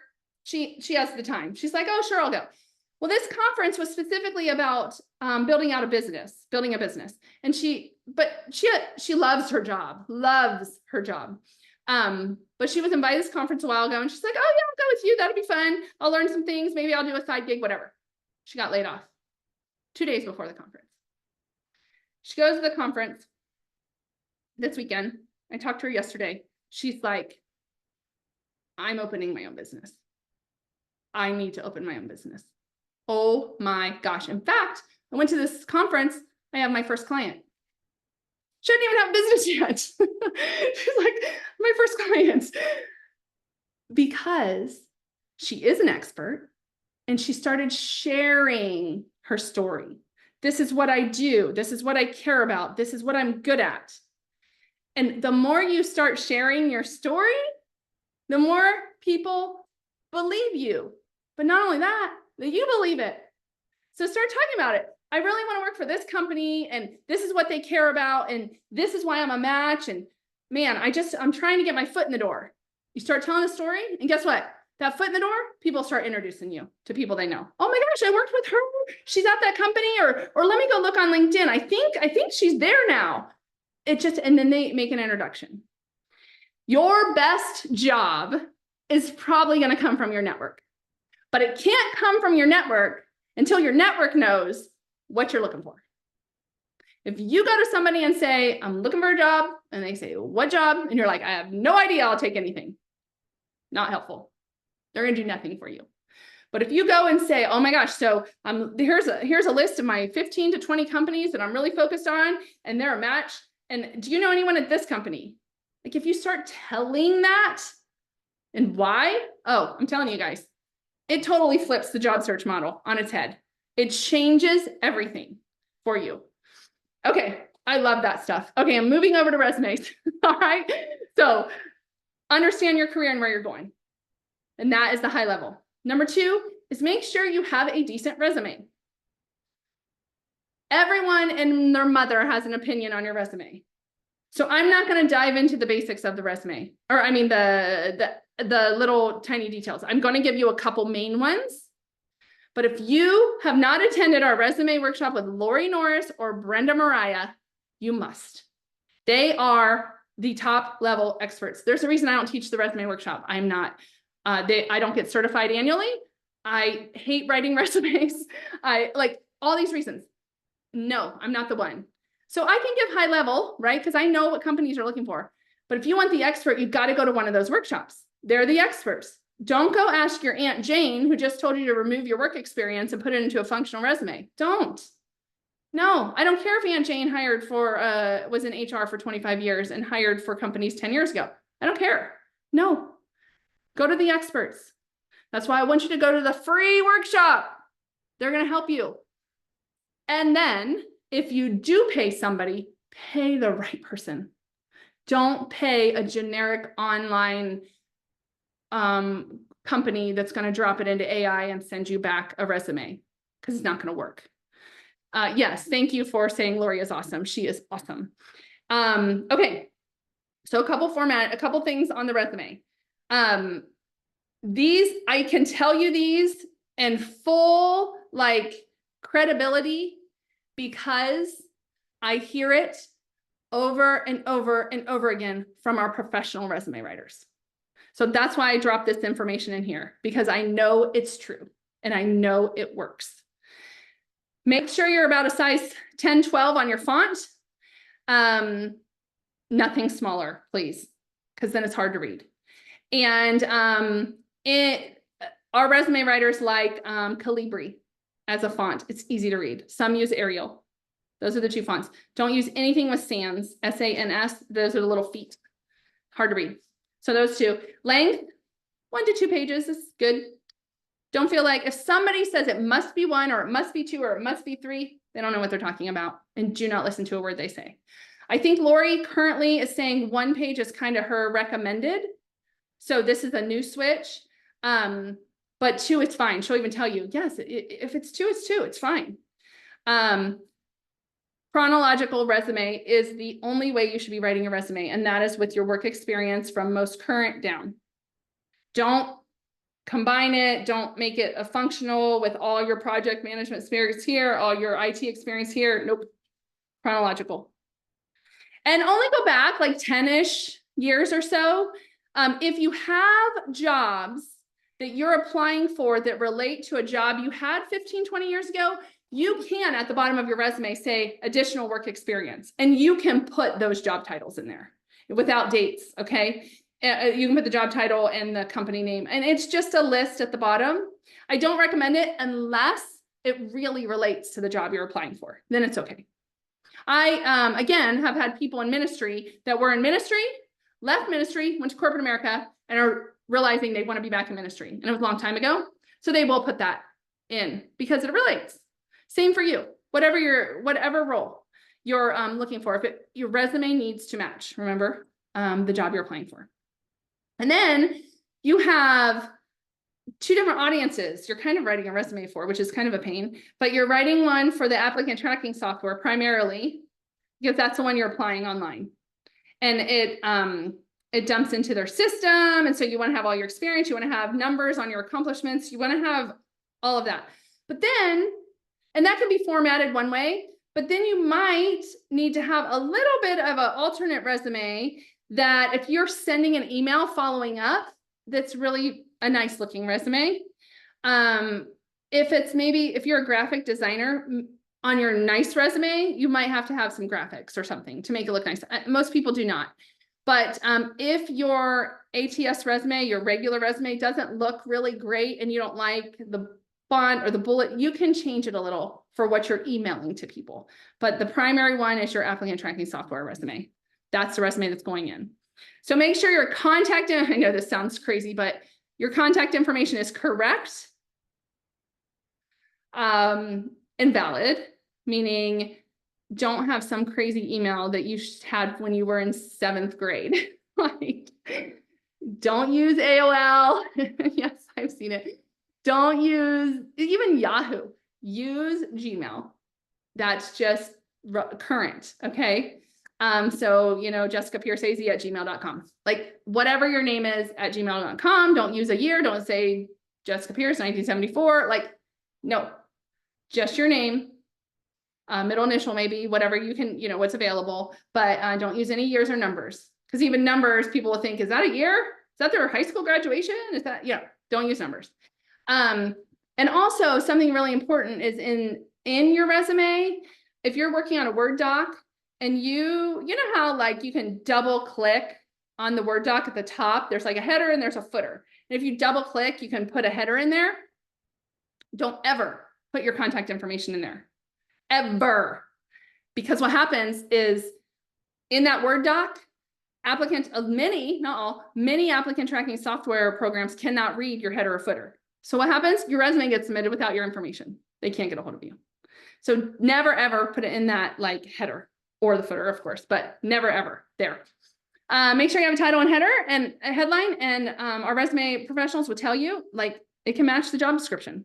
That's okay. Your work experience, your skills, all of that needs to be in your resume.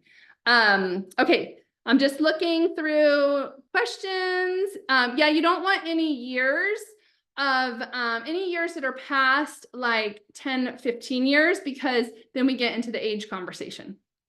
You do not want someone to make a decision about you with their thoughts.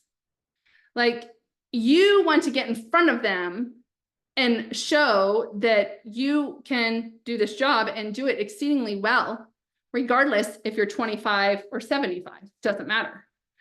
I have Gen Z people telling me I have age discrimination because I'm too young. And I have Gen Xers and baby boomers saying I have age discrimination because I'm too old. Both can be true. But you want to do everything you can to just eliminate that fear for them. That's what it is. It's a fear that you're not going to be able to do the job for whatever their mindset is. So you get in front of them, it's different. It's different. So don't age it. You can put your age on your education if it's within the last couple years. Otherwise, leave it off. Doesn't matter. You have a master's degree? Awesome. You don't need to know the year. If I have my bachelor's degree in computer information systems from 2001. No, I don't remember. 99. And computer information systems from 1999. Do you know how relevant that degree is today? 0%. Zero. There is nothing I learned in 1999 about computers and about programming that's relevant today. Nothing. But you know what matters? That I have a degree, right? If they're looking for a degree, that's what matters. Again, I already told you about education, totally different story now, but that's what matters. Okay. And then, yeah, I know sometimes applications do ask, but on your resume, do not put it if you don't need to. And then Lydia, I'll answer this question, but I would prefer for Lori to really address it. But this is the gap statement on your resume. One, it depends. Actually, you're going to hear that a lot. It depends from our resume writers. It really depends on your particular situation. But if you have a gap on your resume and it's beyond a certain amount of time, let's say a year. I don't know exactly what the right number is because it really depends. But let's say you have a gap of 1 or 2 years. Then yes, address something on your resume that is caring for family, volunteering, for the PTA, whatever it is. Like, even if it's job search, I don't know. I wouldn't necessarily put that it's job search. I wouldn't put that. I would put something else that you were doing at that time. Sometimes it's caring for an ill parent. That's a big one we hear about a lot. Sometimes it's, you were staying home with your family. Totally good. Put it on there because that's probably many years. And I would just Google or ChatGPT like ways to say that. And Lori will have a response to that, I'm sure. But again, it just depends. So yes, you can address it because what you're not trying to do is you're not trying to lie and get around it. That seems manipulative and they catch that. So just say, yeah, I was, staying home with my kids for a couple of years. We were in COVID and I had to homeschool. Oh, that was hard. Like, remember, whatever it is, Okay, so that was a little bit on the resume. Let me talk about keywords on your resume. So do you know about 75% of online applications or your resume are rejected by the software for either formatting? Remember, you have all your contact information in the header. That's an example. Or it doesn't match the job, the keyword match. They're rejected. And what that means is the software takes a look at your resume and goes through your resume and says, is this person a match? And they might have an 80%, maybe that's their number, an 80% or higher match. If the answer is no, you get the thank you, but no thank you email. Have we seen that? We all know that email, right? Ugh. You get the thank you, but no thank you. And you're like, great, no one even looked at my resume. That was great. Well, at least I heard back from them, so I don't have to track them. But like, you get that email. Now, that's why when I tell you, it's really, really, really important to do your research, update your resume, connect with them, because then your resume is going to match. Then your resume is going to get through. You spending an hour applying for that job, doing all the things to make your resume right. You spend an hour, and your likelihood of at least getting a follow-up and your likelihood of getting an invite to an interview skyrockets. So you spent an hour doing this, or you spent 8 hours applying for 40 jobs and you heard from no one. Which is better? So in one day, maybe you apply for 2 or 3 jobs and your interview possibility just skyrocketed. And spend a sitting all day just submitting for 8 jobs or 40 jobs that you never hear back from. Do it. It matters. Okay. Oh, I did put it in here. So this was the interview stuff. Okay. The reason I put it in this part was because on your resume, under your work experience, there is your accomplishment statements. I have a hard time with that word, accomplishment statements. And those statements need to show what was your challenge, what action you took, and what was the result. And the more that you can put in results that have numbers to them, those stand out to people's eyes. And so if you made money, saved money, increased productivity, made people happy, answered phones, whatever it is, whatever you can include numbers, utilize those. And then what you do is on your resume, look, this like I'm getting all excited. This is the only part of resumes. I'm like, yes, you get these statements written out, right? They're on your resume, these accomplishment statements. You use those in your interview. You see that? So you've done the work. I bet you've already done some of this work and it's already on your resume for a lot of you. And all you have to do is think through those statements and say, what's the story behind that statement? So I made money. Great. What did I really do? What did I really do? Did I have to do some research and figure out where were the gaps? What were the issues? And did I have to pull a team together? And how long we had to meet for how many months? What was that? That was like 3 months. We had to meet for 3 months. That's right. 3 months. And I was pulling these meetings together and I had to pull people from all these different departments. And then what did we do? We made this much money. We converted to sales. Like, what is the story behind that statement? That's what you use in your interview. And again, you write down 10 of them. 10's my number. You can write it down however you want, but I feel like 10 is a good number to answer just about any interview question. And you can use a different one for most. 10, you bring those into the interview. And then, some people are like, well, what if I want to write more? That's fine. But then it can kind of get confusing. You can write out a whole bunch and just choose the ones you want to bring into that interview. It's just really about that research. So that's what you include on your resume. That's the accomplishment statements. So then, and this was talked about a little bit before, the next tool, the third tool is my favorite, my personal favorite. People get really good jobs through networking. But you have to know how to do it right. Networking is I think maybe one of the most hated jobs in the world, or words in the world. Okay, it really is. People are like, ugh, let's go to a networking event. Ugh. No, it's not. Networking, change that word. If you hate this word, I hate this word. If you hate this word, change it. The word actually means build a relationship. Change that word. It's actually building relationships, getting to know people. Okay.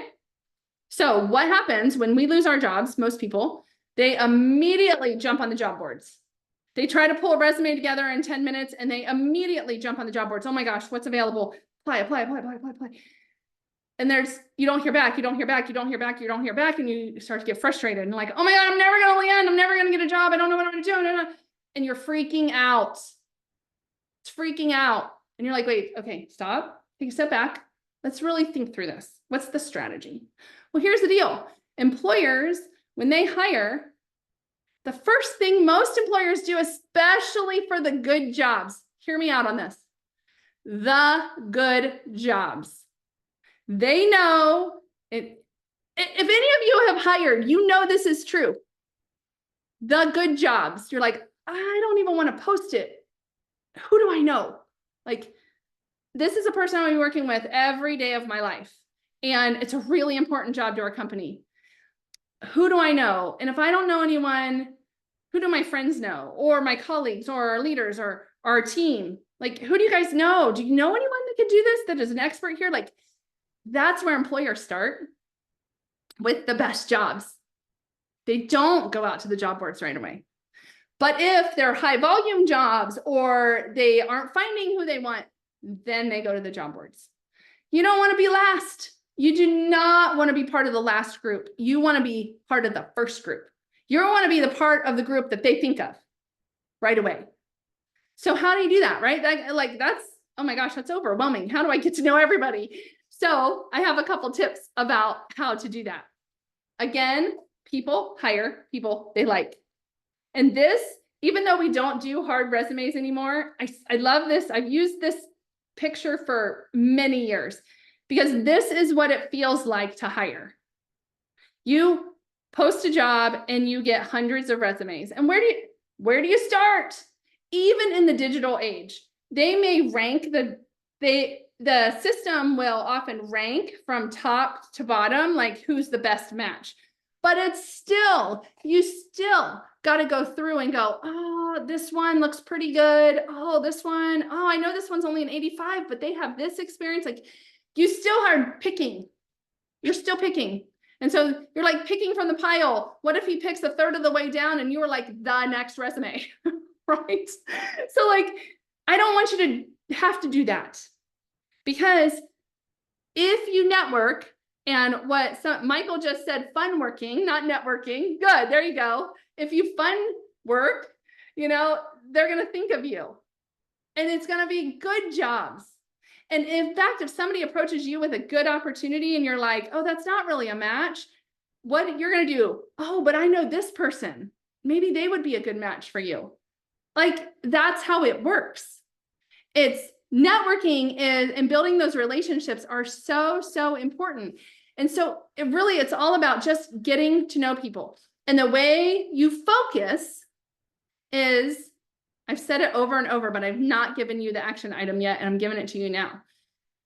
The way you focus is you put together a list of about 20 companies that you are really interested in working for.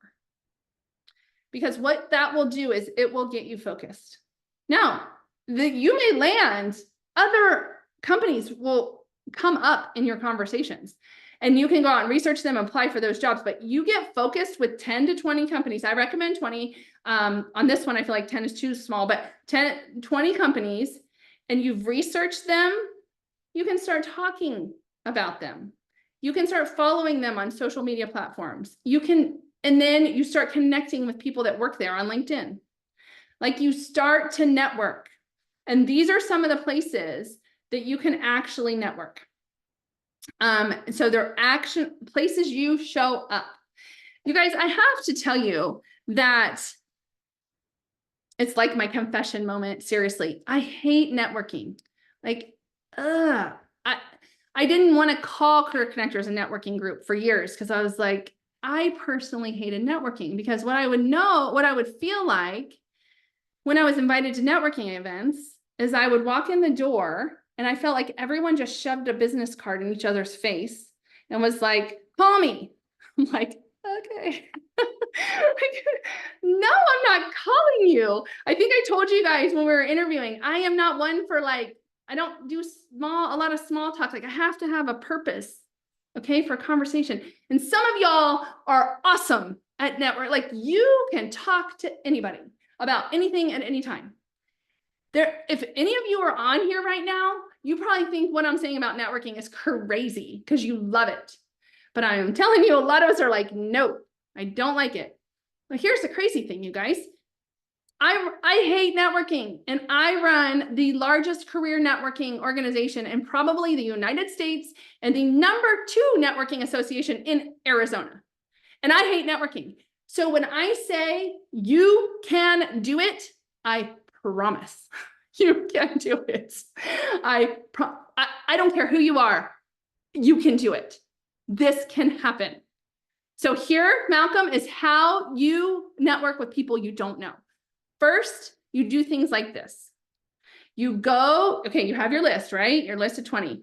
Let's say Dignity Health is one of the companies on your list and you're following their social media and they say, we are going to be at this career fair next week. You know what you're going to do? You're going to show up to that career fair. You're going to go. Yes, you're going to go to a job fair. You're like, oh, there's never any jobs there for me. I promise there is. Even if you think there's not a job for you, there is an opportunity to connect with somebody from the different companies that are there. A lot of times at job fairs, they're advertising maybe their high volume positions, but there are tons of opportunities. I was we were doing a manufacturing hiring event, career fair for Chandler, city of Chandler, in May. And I had, we always tell people, show up to these things, you guys, it's important to network. And especially if, this one, if you're in advanced manufacturing or you're in a support role, because any industry hires the support role like HR, IT, finance, that kind of stuff. So we're there. Lots of people showed up. It was a great day. I had a friend show up and he was like, he went in, walked around, and this is somebody that knows, what we do and, all our guidance.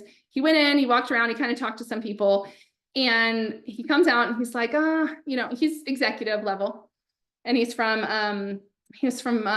Honeywell. And they went through a pretty big layoff recently. So he's from Honeywell. And so he's very experienced, very high level. And so would not normally think to go to a job fair. And I was like, actually, it was his wife was like, go, just go.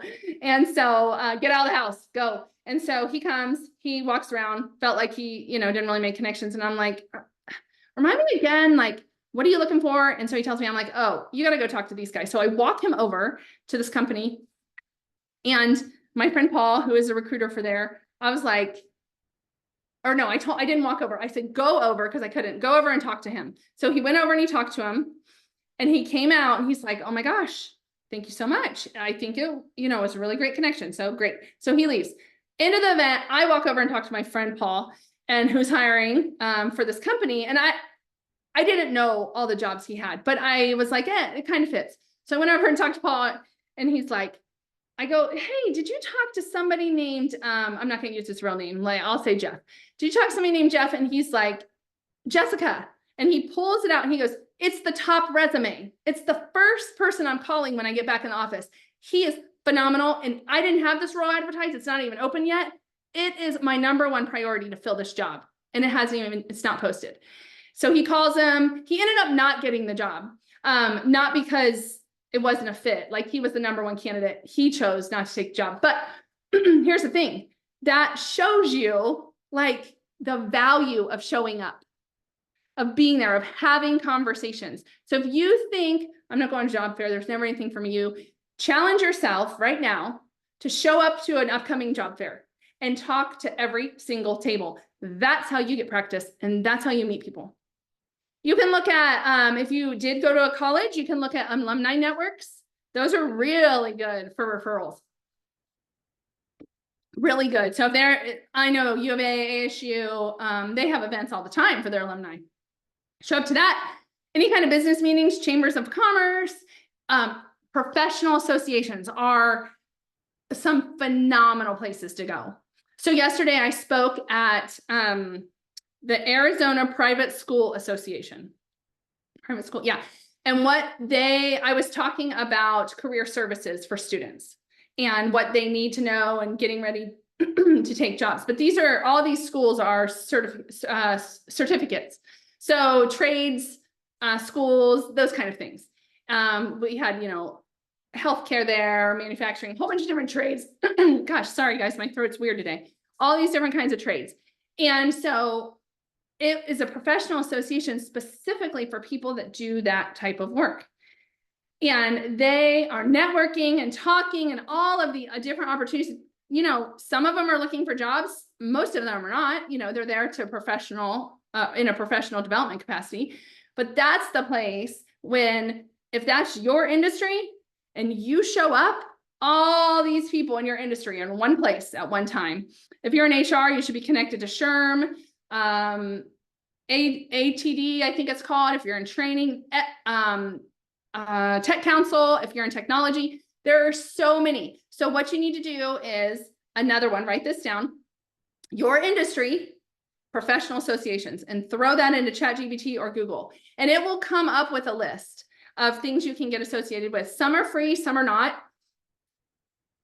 If there's an event coming up that you want to go to and it's not free, email the contact person and say, hey, I'm in career transition right now.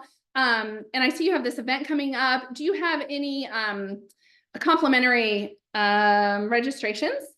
And most people will say yes. Of course, it depends, but especially if you're asking the first time. And then conferences. Are there conferences coming up that fit either what you're looking for or what you're moving towards? Do that. Jennifer, the search words are your industry. So I'm going to put like I'm going to type it out. Human resources, professional associations. And you can even do like human resources, professional associations, Arizona. You can do online. There's a lot of networking online you can do.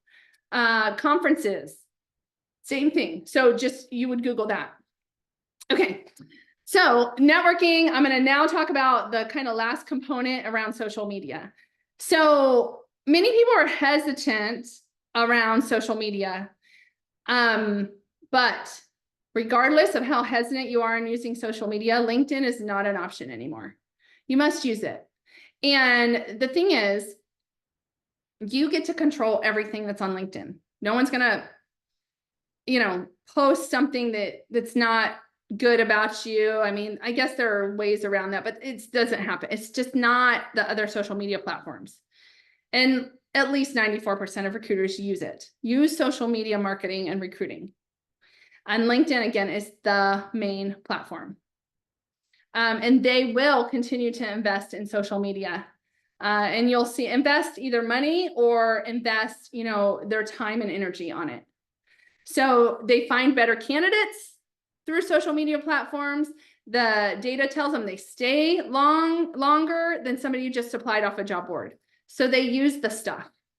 LinkedIn is it's not slowing down.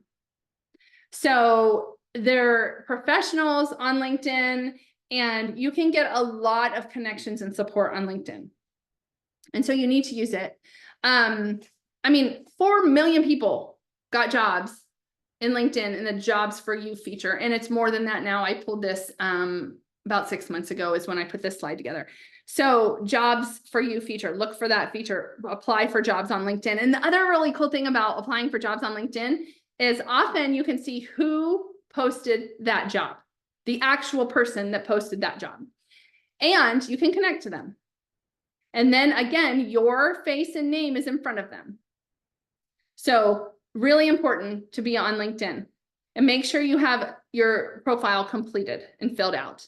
Because when you have your profile, I'm gonna go back one. When you have your profile completed and filled out, and if you get on LinkedIn and there's like action items, it's telling you to do those. And it'll eventually get to the place where you don't have any of those, unless it's saying something like upgrade your account or something like that. You don't need to do that. If you want to, you can, of course, go premium, but you do not need it. But fill out all the stuff it says to fill out, because what happens is when recruiters are looking for people and they're searching, the people with full profiles come to the top of the search results. And so you want to come to the top of the search results. That's important. Okay. Now, the opposite is also true on LinkedIn. You can have or not on LinkedIn, on social media in general, you can be pulled out of consideration for some of the stuff that you post on social media. Even things you think aren't a big deal. If you're in job search mode right now, just go take a look at your social media, make sure it's good. Look for things that you might not think.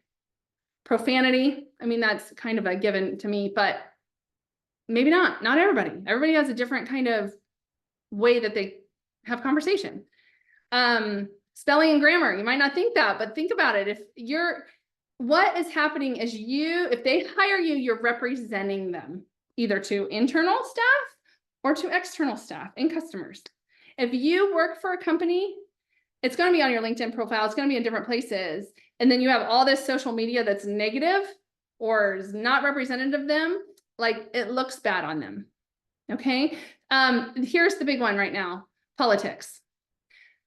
Many of us are like, it's not a big deal. It's not a big deal. Like, I'm supporting this person. Great. That's great. You're supporting this person. If the hiring manager, for whatever reason, is like, oh my gosh, I can't believe they're supporting that political candidate, you could be pulled from consideration. Now, some people say, well, I don't want to work for that organization. Fine. Okay. I get that. But just know that all that plays into this. And so you don't know who's on the other side making these decisions. Maybe it's the recruiter making the decision, and they're not even the one that you would ever work with. Ever. You're going to actually be working with a hiring manager who might be exactly aligned as you. You just don't know. So for this season, this time period, I would encourage you to back off and just take a look. Make sure you're all good to go there. All right. Okay, so here are the ways that you maximize it. Complete your profile and make sure building out your network. The number for connections that kind of seems to elevate your profile is 500. So for somebody starting out, that might seem like a lot of connections. It's not really once you start to work on it. I'm going to show you an example of that in just a second and how fast it can go. So 500, so building out your profile and getting to 500 are two of the main components to get your LinkedIn profile viewed by a lot of more eyeballs. And then research and apply to jobs directly on LinkedIn. And the research obviously is there. Companies have pages on LinkedIn, but also you apply and then you can see who is posting the job. And it's a great way to connect with them, let them know you just applied, put a little, one-liner in there, a little pitch. And then on LinkedIn, you only have to be interesting, but you only have to do it for 5 minutes a day, okay? You only have to get on, make it part of your day. You get on, you look at it in the morning, you do some research, maybe you post something, maybe you comment, maybe you liked something, like engage on it in some capacity. You're thinking network. You're thinking about your network. And definitely like and share anything that relates to your industry that you think, oh, that's good. Because the value of the networking, again, the reason most of us don't like networking is because it's one-sided. It's like, can you help me get a job? Can you help me get a job? And people are like, ugh. But you can provide value so easily by going and liking somebody's post, by resharing it.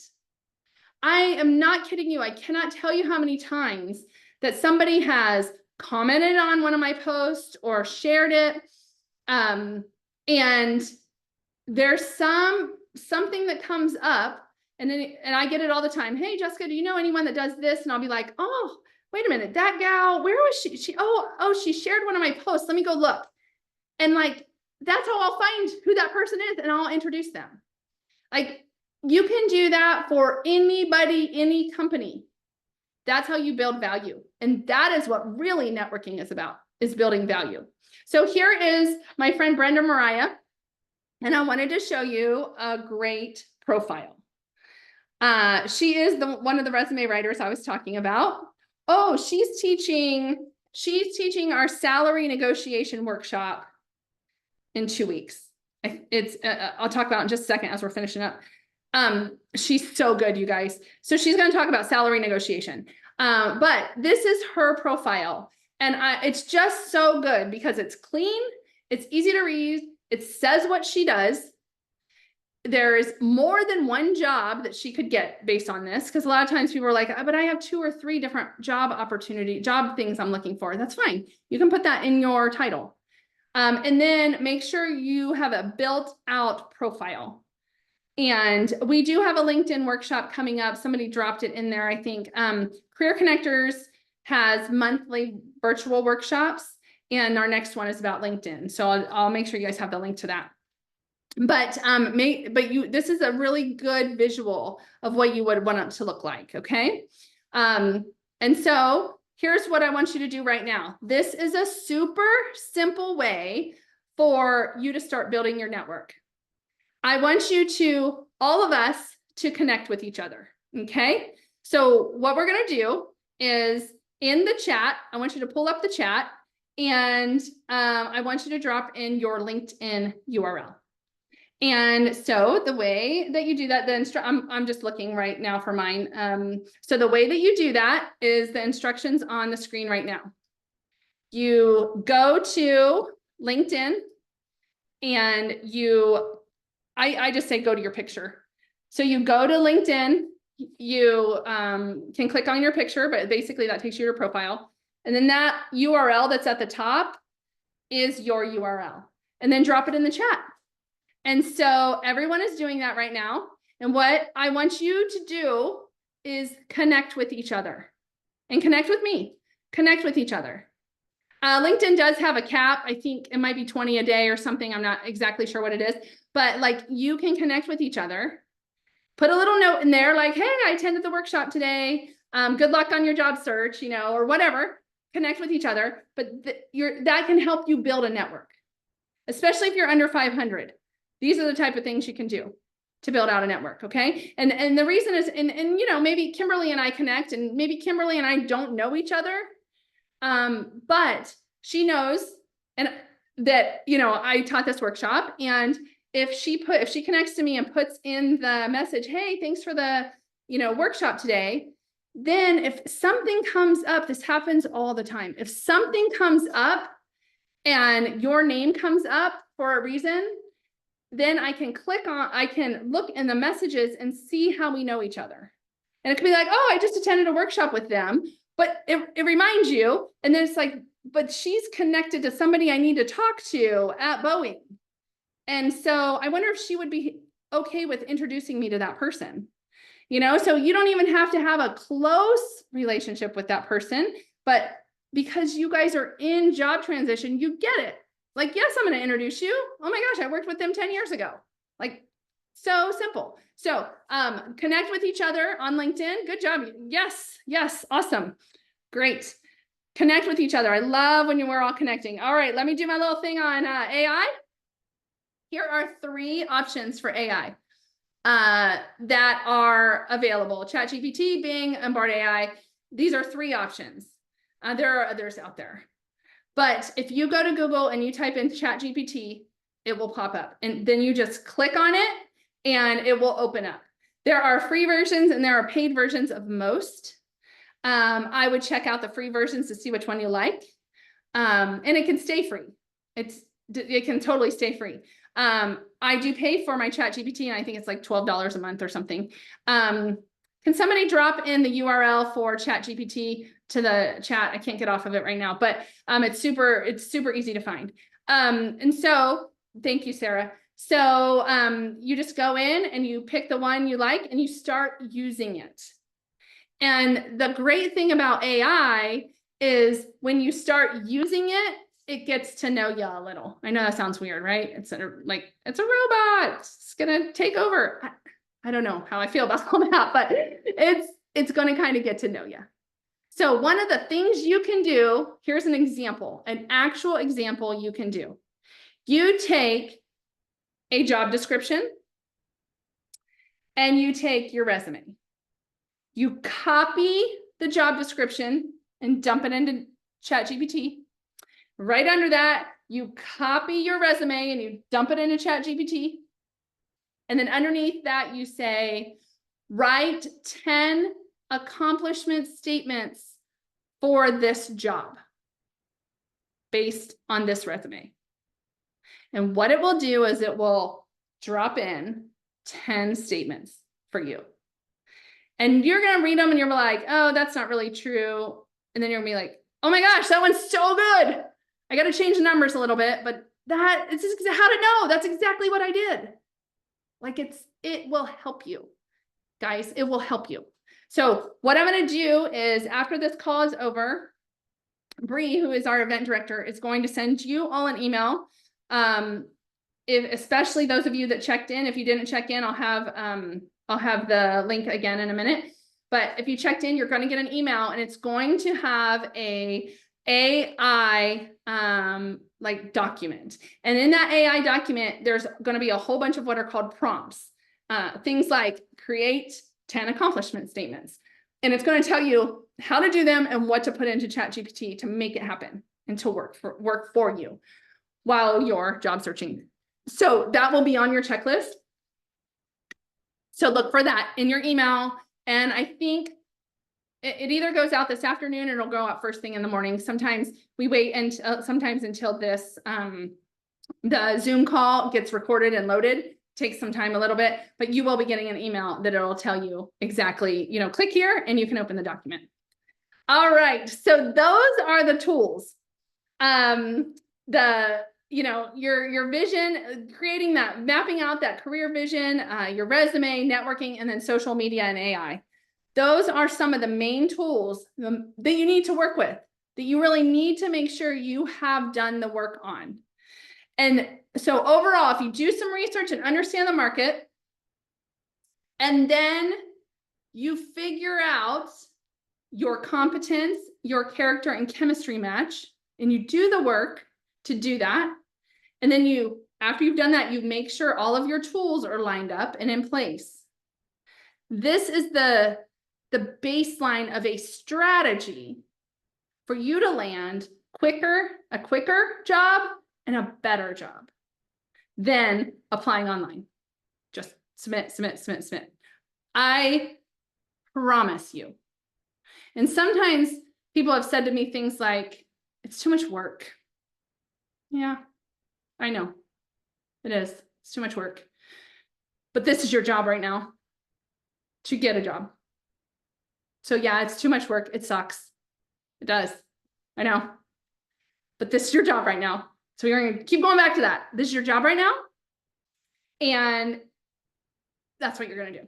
Because if you want a better job that probably pays more, I mean, that's just the truth, because you're going after now the good jobs. And it's based on your priorities, so much better than applying for a job, applying, and not getting one. You all know, like, when you get the invitation from a company that you want to work for, you're like, yes, oh my gosh, yes, I've been waiting for them. I know I can fit there. Like, that response is what you should feel every time you get a invitation to an interview. Instead of, who is this company? What do they do? What are they about? Oh man, I don't know. I don't really want it. Oh well, I'm gonna go. Like, totally different responses. You want the interview. And that's how you do it. You got to come up with that strategy.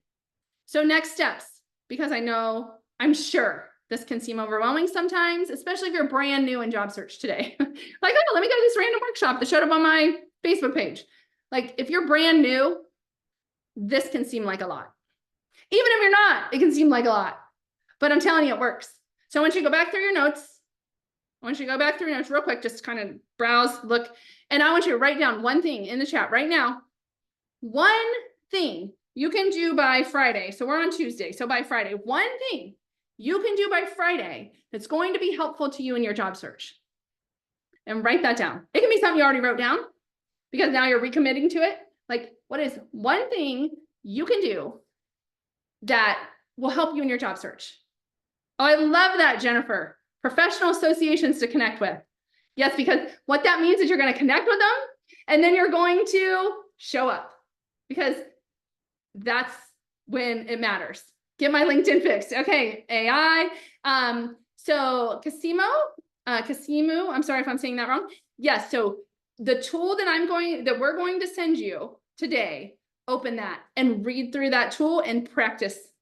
It's so helpful. And actually this tool was written by one of our keynote speakers. His name is Justin Jones, and he runs the career services department for a major university in the US. And so he had his team go off and do the research, and they use it to help their students land jobs. And so it works. So it's just such a great tool. Good. Researching companies. Yes. Good job, you guys. That's awesome. So just make sure you're committing to that. So look at that. If it's out there, if it's in the chat, that means you committed to it. All right. And then you're doing it. Okay. So if you're interested, here's a couple other free workshops coming up. Tomorrow, right? Yes. Tomorrow morning, same time, same place. I'm doing the interview prep virtual workshop. And so we'll go into some of the stuff I talked about, resumes, but then we'll go into it. And you will actually prepare your stories, and we'll go through a whole bunch of other stuff as well. But we'll do the deep dive. And then Friday, November 8th, this is when Brenda is speaking. She's going to talk about salary negotiation and how to have that like a win-win conversation around salary, how to get what you're worth and what you need and what you're worth. And then November 12th, we're doing an in-person resume writing workshop. And then we have another virtual resume writing workshop. It might be the following week in November. But you can always go to our website where all of our workshops are to see which ones are coming up. And that will also be on your email that's coming out today. And then if you're not familiar with the Arizona at Work program, these are just some of the things that Arizona at Work Pinal County offers to the residents of Pinal County. And so I encourage you all, especially if you're from Arizona, the Arizona Job Connection link we send out, make sure to click on it and get into the system. Because even if you're not going to use all the stuff that's available, there are jobs in there that companies that are coming to Arizona that no one else knows about, get in there. And so I really want you to make sure, but then there are all these other things that are available to almost everybody in Arizona, but this one is sponsored by Pinal County. So I just want to make sure anyone in Pinal County knows you can scan that QR code, you can go to that link, and you can get additional services. And then Career Connectors, the organization I run, we also have a whole bunch of opportunities for you guys. And so here are 3 of our workshops coming up. So we're running our events coming up. So we run these workshops for Pinal County, but these upcoming events, these are what we do on the regular. And so every month we have a virtual content and coaching event. And what that means is we bring a keynote speaker that talks about something very relevant in the market. And so Kitty Carlisle is coming to talk about LinkedIn, and it's your job search superpower. I mean, there's so much you can do with it. And then we're going to go, and then the next event is an actual in-person career fair. We have about 40 companies coming to this event in Phoenix, and it's for students and also the public. There's going to be 2 different times. 3 to 5 is for the public, and some incredible companies are coming. So that is a great example. If you're in Arizona, register for this. You can practice your networking and talk to all these different companies. And then the last event we have of the year is where the jobs are, or where are the jobs. But It's Brad Turner Little is the president of an organization. Actually, I talked about today. WIOA that I talked about earlier. They are by state, but the dollars come from federal. He is the president of the organization that oversees all the state's WIOA dollars. And so he knows where the jobs are. So he actually lives in, I think, Virginia. But he will be speaking at that event, and then I'm going to specifically talk after him about creating your job search action plan for 2025. So maybe you don't need those by then, and you're in your wonderful dream job and you're moving on with life. But if not, then we would love to have you there. And you can sign up on all of our events on our website. If you did not fill out that check-in, please do it now. Bree, can you drop in the link one more time for people to, oh, good. She did drop in the link for if anyone wants to register for any upcoming events. But if you could drop in our check-in one more time, then that would be great. This last slide is just information to connect to me. So if you want to scan that QR code, or you can go to my website, jessicapiercespeaks.com. That you can connect with me on LinkedIn. I really do a lot of stuff through LinkedIn. I answer questions occasionally, and so as well, and post. And so I love to engage with people on LinkedIn. And then I also do a lot on Instagram. But that's what I have for you today. I don't see any other questions. Great job on what you guys are going to be doing. But what I'm going to do now is I'm going to shut this down, and then, oops. If you have any questions and you have any comments right now, you're free to unmute yourself and ask, or write it in the chat, and I will stop sharing. Thank you all for being here. Thank you for engaging today. I know it was a lot of information. I hope it was helpful. You will get an email with more information and the link to watch this back if you would ever like to watch this back, or send it to somebody else that needed to see this today. So thanks for being here. We appreciate you guys, and glad and best wishes. I am praying for you all that you land into that dream job, whatever that may look like for you. Thank you so much for being here.